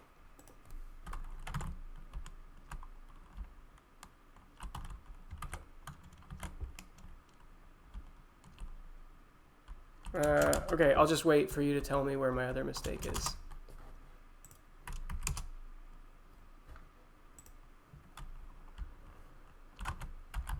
I'm guessing it's in box claiming. Well, maybe I'll just search for candidate list and see if it's misspelled anywhere. Okay, that looks good. Oh, candidate list. Wow, how many times? Okay, that's all of them. Thanks, Speckled Lemon. 58 still. Okay, now does the extra box claiming help? Probably not. 56, that's so weird. Okay, so it helps to call these functions over and over again. Okay, box claiming. We're ready. We've solved 58 puzzles. And I think after doing box claiming and stuff, we're going to be able to solve most of the puzzles here. So we might be done for the night. Box claiming. Say box claiming one more time. Box claiming. Okay. So I need to loop over all possible blocks and check if in a block a candidate appears in only a row or only a column. So I will loop over all blocks.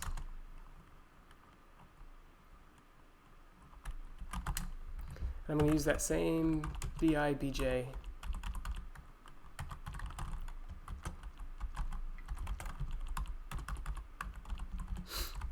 Okay, so I have my start row and start column for a given block, and I'm going to loop over target values and see where they show up.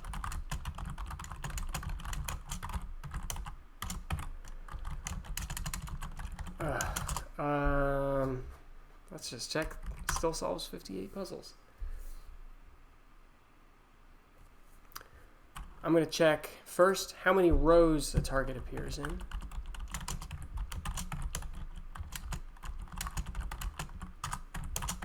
Got to use proper grammar. In how many rows does this target appear? Okay, n rows equals 0. And I guess I now loop over the rows in this block. 4 row in range start row to start row plus 3. Ugh. And I need to check all my columns. Start call plus 3. And I want to be able to know if the result is in this row. So I'm going to assume it's not in the row. I'm going to loop over the columns in that row, and if I find it, I'll set in row to true.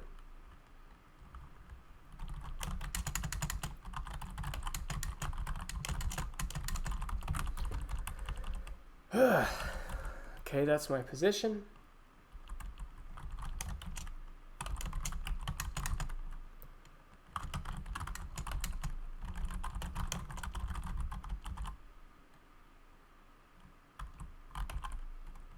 Yeah, so I know I have this value in the row if the target is in the candidate list at that position. And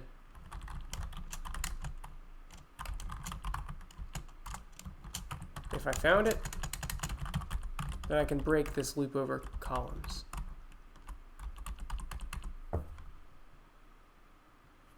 So now at this point, I know whether or not this value appeared in this row. And my whole goal here is to count how many rows it appears in. So if in row, I could probably just, in row, if it's a bool, it's probably interpreted as 1 or 0, so I could just add it to n rows. But yeah, let's see.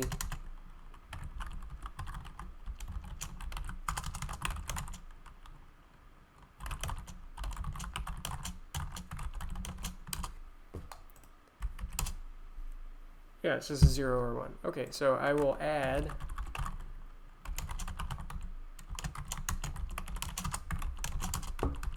that value. Okay, so that now, after I loop over all the rows, I'll know how many rows it appeared in. And if it appeared in only 1 row of this block, then I can claim it for this block.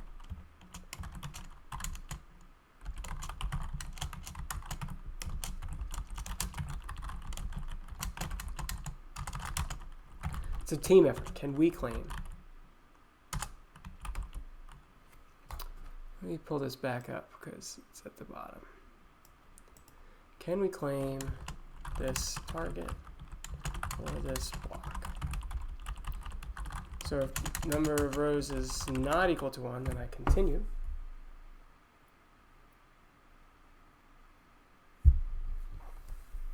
And then I have to loop over all rows.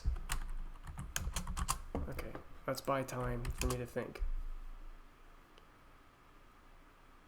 I have to loop over all columns outside of this block.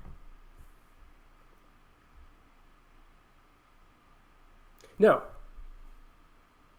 How does this work?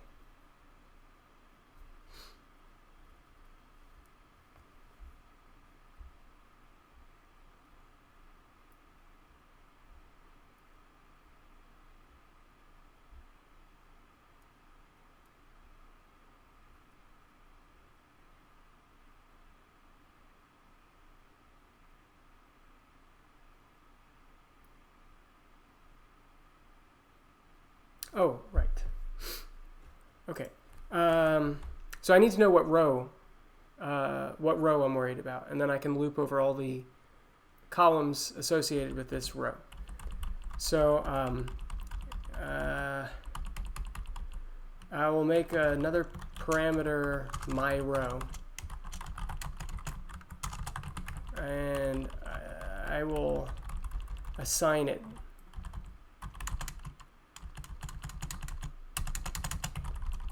here, and then down here, if there's only one time that the thing appeared in the row, then this assignment will have only happened once. So I should know which row it is. My guess. Someone can tell me if I'm wrong, if anyone's still paying attention. So now I know which row, and I can march along the columns in that row.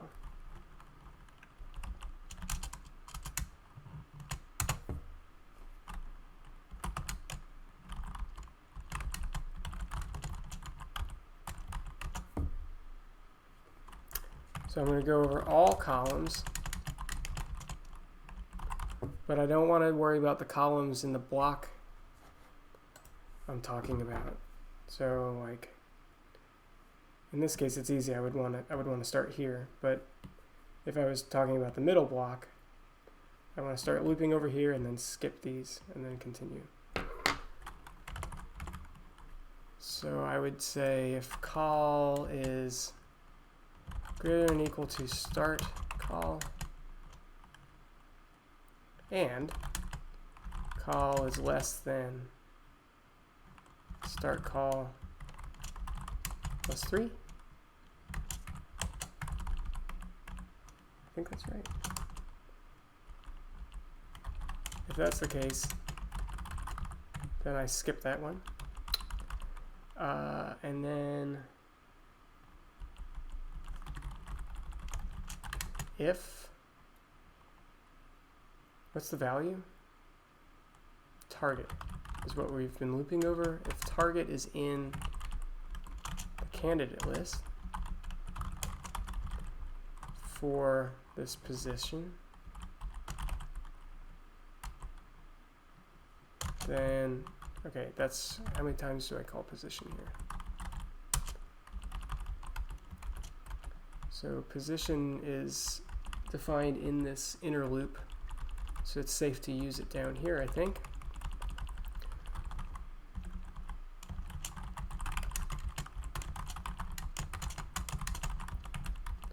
If the target is in that candidate list, then I want to remove it.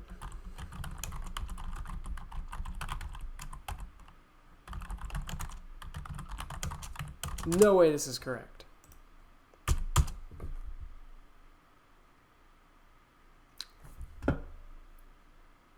How about that? Solved 66 puzzles.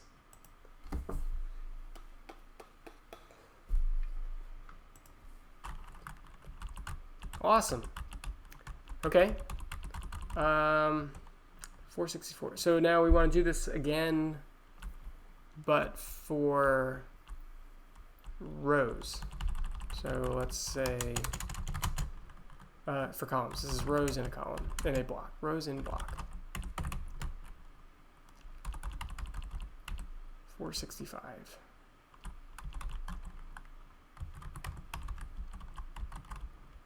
And this would now be columns in a block.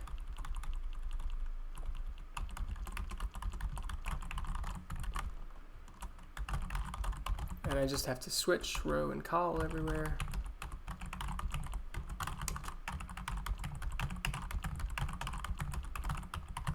But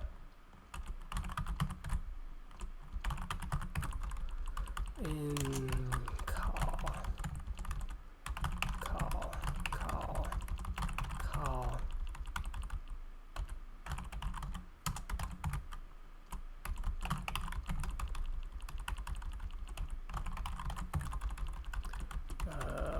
row.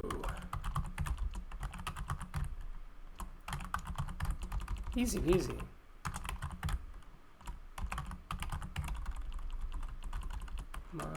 So it would be row and my col. And that's it. Okay. 67. Okay. I think that's all for box claiming. Let's read the definition of box claim again. If a candidate appears in one row or column of blocks, we did both of those cases, then the number is claimed for the block and be removed from candidate lists for the same row or column in other blocks. So that's box claiming, or box or block claiming. Then the other case is row or column claiming, which is the next logic we should implement, but I want to do that as a different function. So I think we're done with box claiming. Okay. Cool. So I guess we'll do row and column claiming next. I haven't defined what those are. And we never did naked triples, but I don't think we need to do those. Okay, box claiming. Let's do row claims first. So I'll say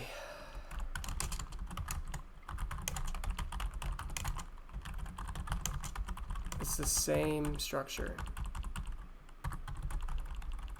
And I'll apply all previous logic.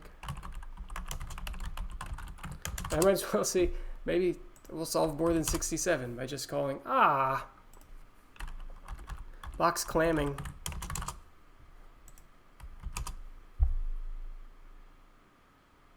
$67. That's crazy. Okay. We're almost done. Row claim, column claim. That's all that's left. This took less than 2 hours so far. Okay, row claiming.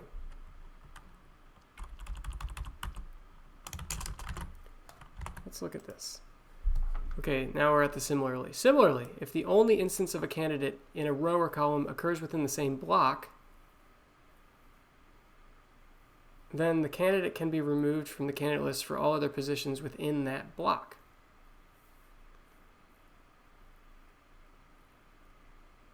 So that would be the case where, say, I have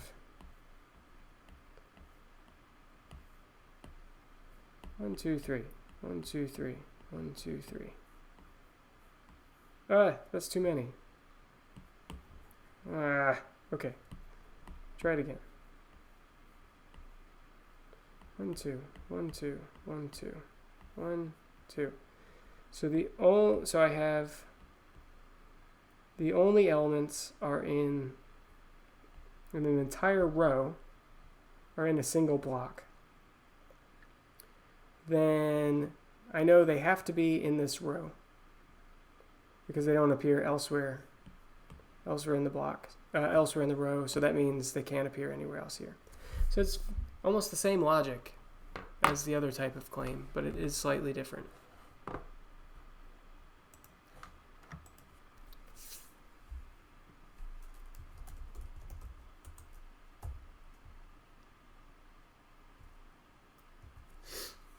So let's see, how did we do? In this case, we looped over blocks, and then we looped over targets.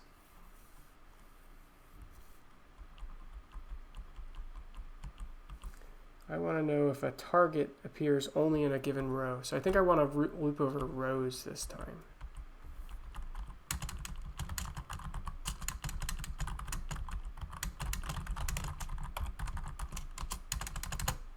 No. I want to know if a target appears in a row. So I want to loop over targets.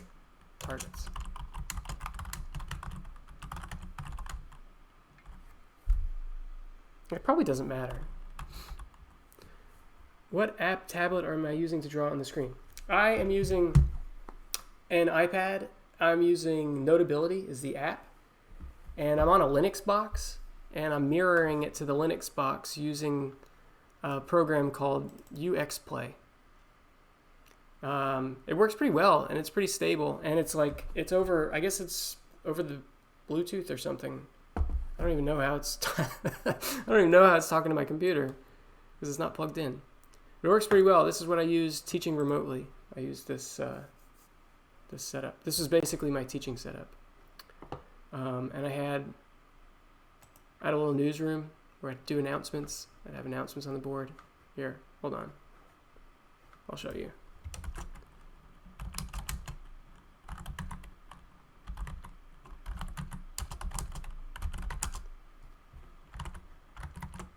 Where is it? See, I have a little news banner. Oh, this was from playing with my niece. We were doing Christmas Eve news.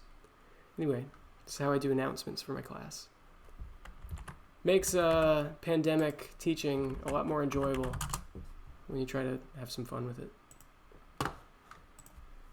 Anyway, yeah, it's a iPad. Notability is the app. I'll even put it in the chat. Notability. Okay. All right. Row claiming. So I'm going to loop over targets.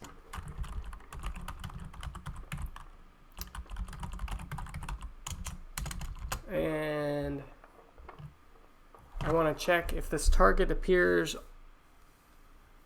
in a row in a given block. So I'll loop over rows.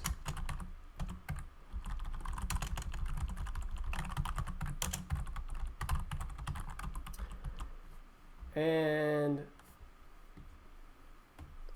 since I'm worried about blocks, I probably want to know what block this row is in.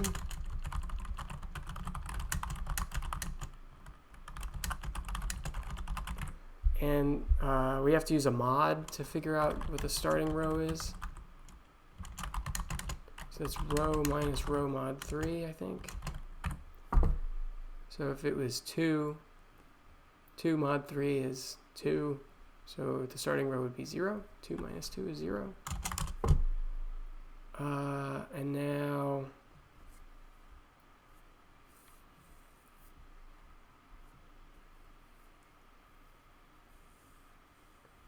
All right, I'm definitely cheating because I don't remember how I set up this logic. So I'm just going to straight up copy the version I wrote last week when preparing for tonight. Okay, so the way I'm going to do this is I'm going to check if the target appears in this row, and I'm going to keep track of which block it shows up in.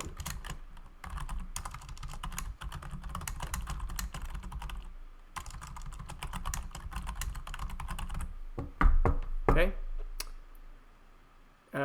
And then I will check if it appeared in only one block, then I can do row claiming. But if it appears in more than one block, then I can't do row claiming. So I'm going to define a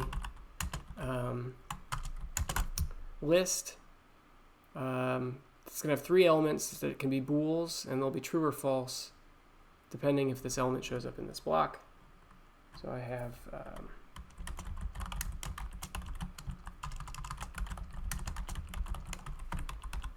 okay, so if I'm in this in block false, false, false, so I'm assuming I'm not going to find the thing, and let's make sure that I didn't mess anything up. Okay. And now I'm going to loop over each block.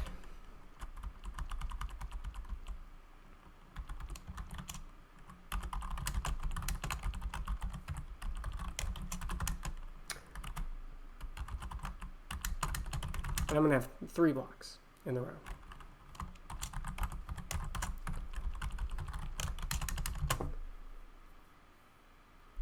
And then for each block, there's going to be 3 different columns in the block.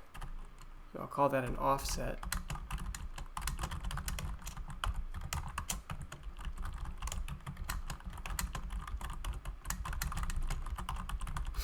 And then I can define my column as the offset because of the block plus that offset within the block. And now I can define my position because I have a row and a column. This one's complicated. And now I can check. Every time my email pops up, I'm checking the chat because I think someone's in the chat. I can check if the target appears in this position.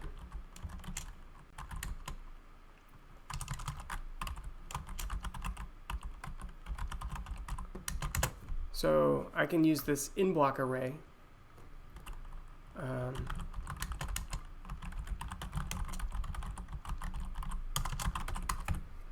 Okay. Position. So if the target shows up in this position, then I know that it showed up in this block. So I'm going to have this list of bools that could be true, false, false. Then I know it only shows up in one block. So I guess I can have, the way I did it previously, I'll do it the same way. I'm going to have three cases that matter. True, false, false, false, true, false, or false, false, true. The three cases where it's only in one block.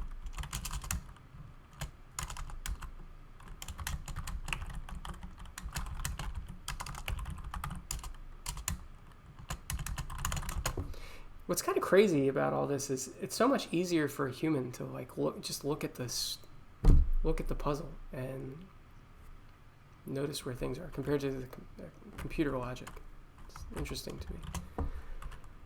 Okay, so if in block 0 and not in block 1 and not in block 2. So that'd be, it shows up in the first block. Else, do I want to use else or just an if? Sure, I'll use else. If it's not in the first block, but it's in the second block and not in the third block, or it's not in the first block, not in the second block, but it is in the third block. Three cases that matter.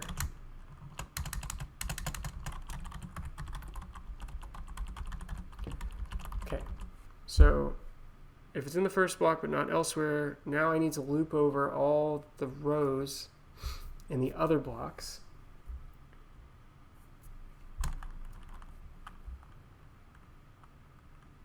No. I need to eliminate it from the other positions in the current block, in the other rows of the current block. Oh, this is so confusing. Thanks for bearing with me, everyone who's still here.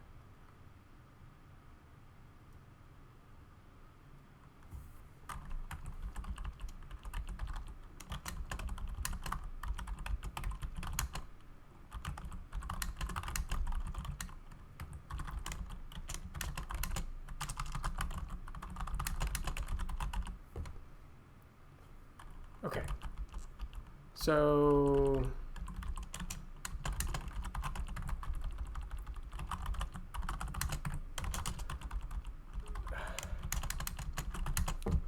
I'm going to loop over rows that I'm going to eliminate from. So what do I call the other one? Row? I'll call this row eliminate row. And I want to go from start row to start row plus 3. But I don't want to worry about the case where the row elim row is equal to row.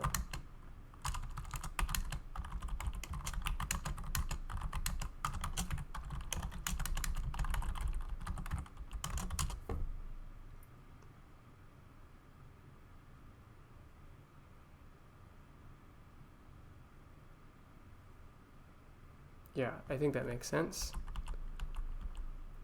So if they're the same row, continue. Otherwise, I need to eliminate. Okay, so now let's go back to this. So now I've identified that this is a row that results in me doing a row claim. So it's claimed for this row in this block. So I'm looping over these other rows. This was elim row. And this is row down here. So now I need to loop over the columns. I'll call them elim column.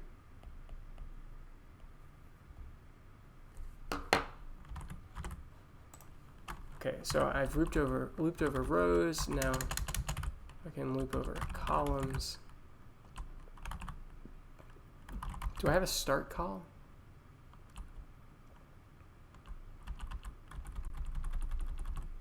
Oh. So I need to be only... How was I looping over blocks?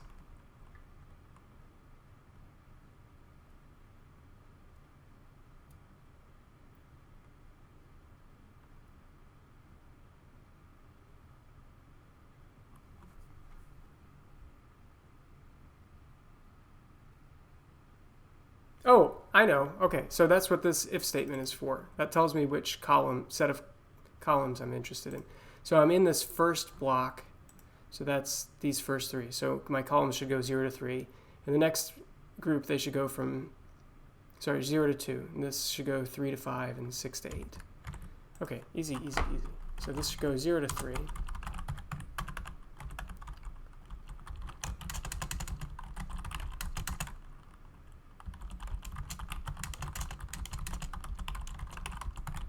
And then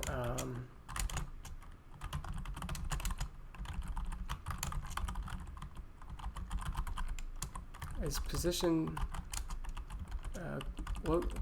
local up here, so it's safe to use that. So if the target is in this list, then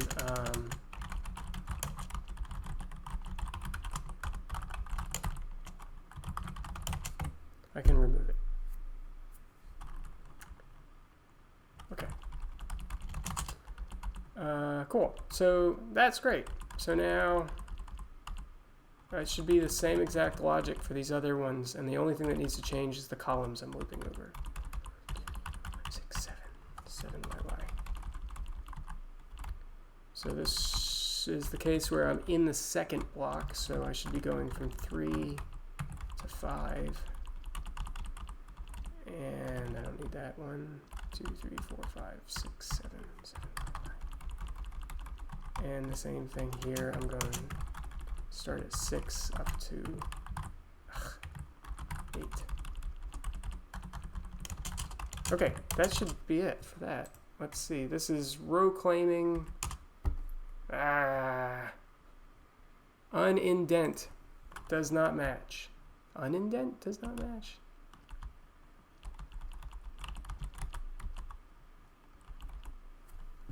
$5.30.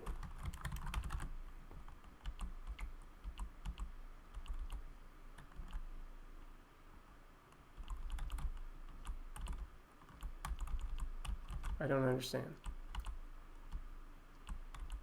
Oh, I'm off by 1. Well, which one's wrong? That one's right.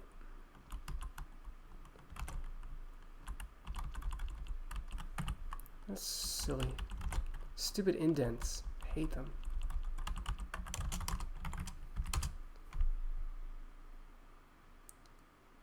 Okay, I broke everything.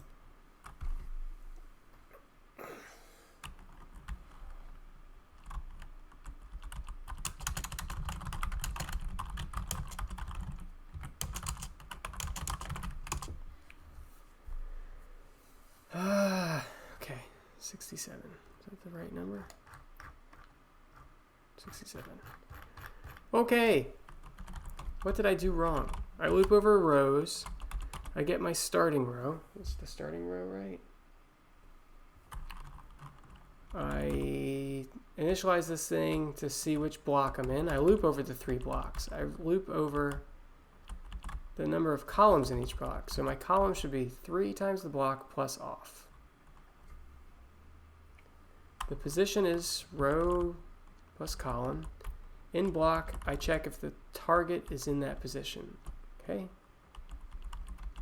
So then I should know the 3 cases. It's in one block and not the other. So in block 0, I should loop over the rows that I care about.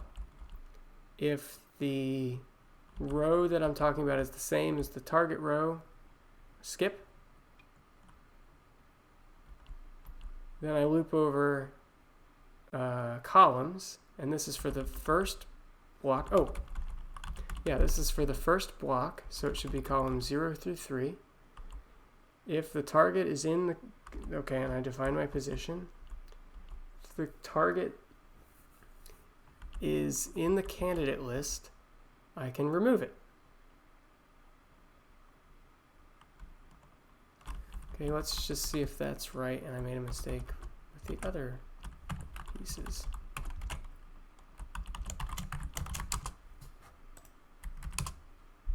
No, that's really very wrong.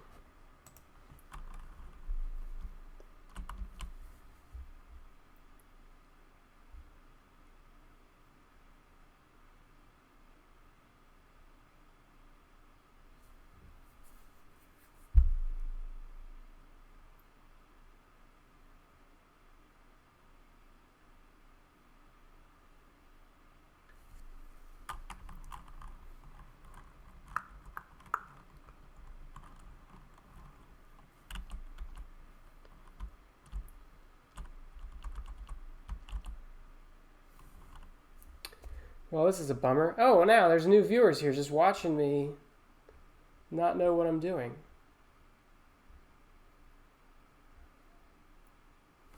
Okay, so I have, for anybody joining, we're solving Sudoku puzzles. I'm doing something called row claiming, and I just broke everything. I'm looping over all of my targets. They should go 1 through 9. Those are the possible values. Then I want to loop over all my rows. Rows go from 0 to 9. I want to check what the starting row is for a given block. So I'm in some block, and I know that's the starting row. So then I loop over each of the blocks. Okay, maybe that's the difference.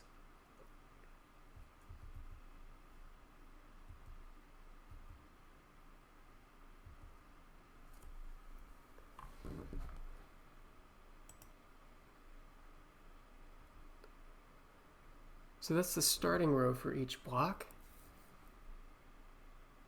If the target is in this row, which block is it in?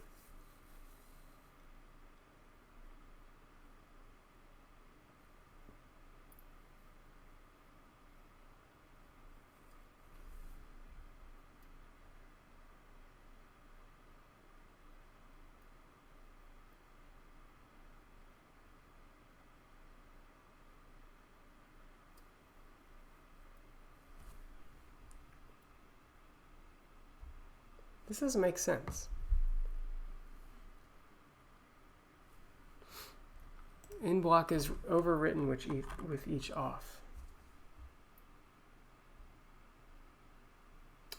It doesn't matter if it's overwritten, because all I need to know is if it's there or not. So if it's, oh, you're right. You're right. So then as soon as I know that it's in a block, I should break.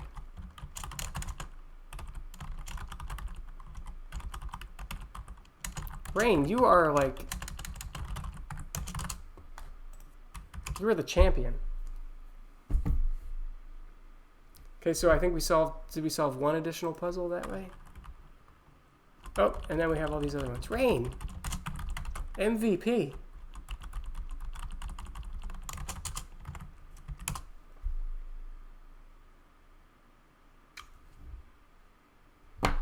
Okay, so row claiming is done, and that gets us up to 71 of 75 puzzles solved. So the only thing left is column claiming. And then the logic for that is almost the same as the row claiming.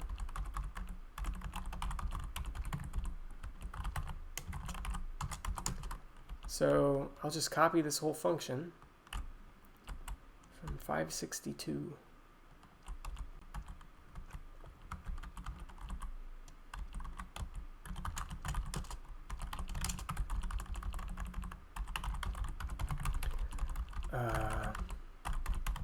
Loop over columns, so column,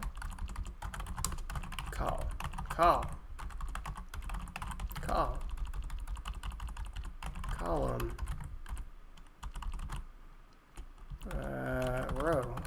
this is great. I don't even care what this is doing. I just switch row to col everywhere. So col, col, col, col, col, row.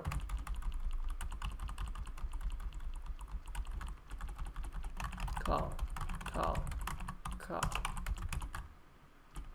col, col, row. One more. Col, col, col, col, col, row. And I'll call row claiming at the end. No way.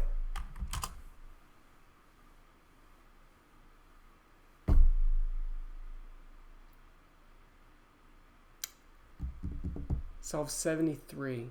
Is it possible? Yay! Thank you, Rain. Is it really possible that the naked triples actually helped? Because I really don't want to implement them.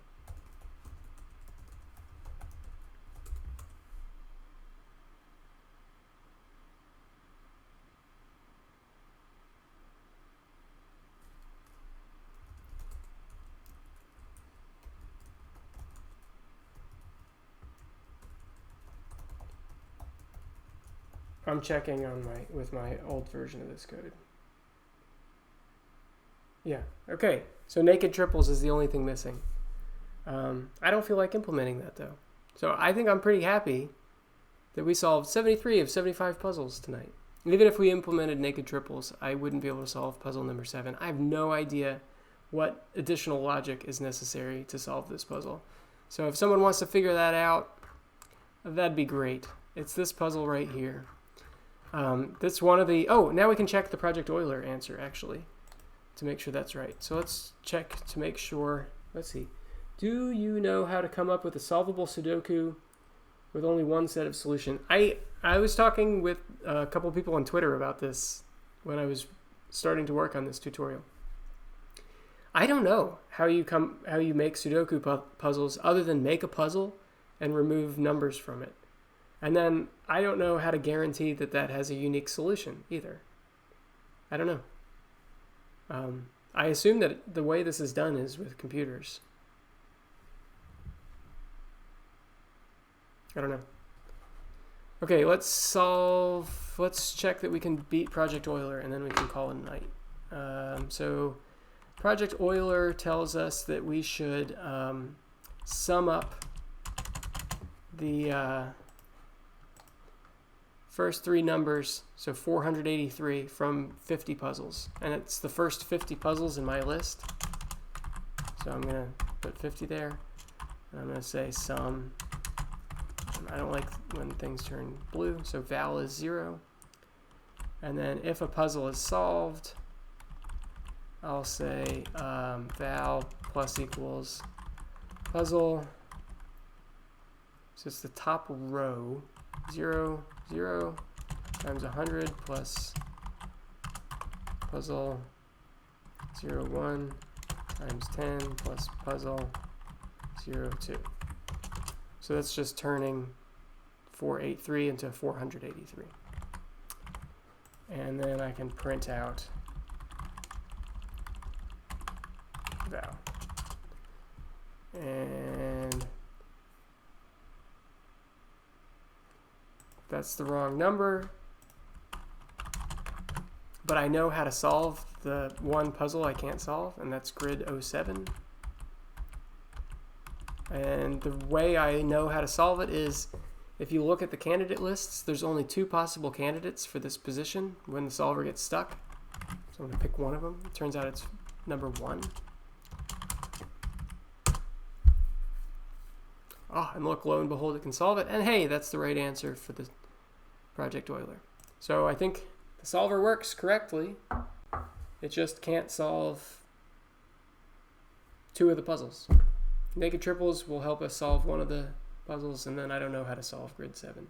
So whoever's stuck around here, Rain and Speckled Lemon and maybe blue density, or maybe general seafood. I don't know. Figure out how to solve grid 7 and then tell me. Figure out how to solve it in not a stochastic way and then tell me. Okay, this was fun. Thanks for everybody who came. I don't know when I'm going to do this again. I think I'll do a quantum chemistry tutorial next, but we'll see. Or I might bring on another guest. Sometimes I have guests on here. Yeah, so thanks for coming, and please stop by again. And thanks for participating in the chat. Rain, you're the MVP for sure. You found many, many bugs. Okay, all right, thanks again. Bye, everybody.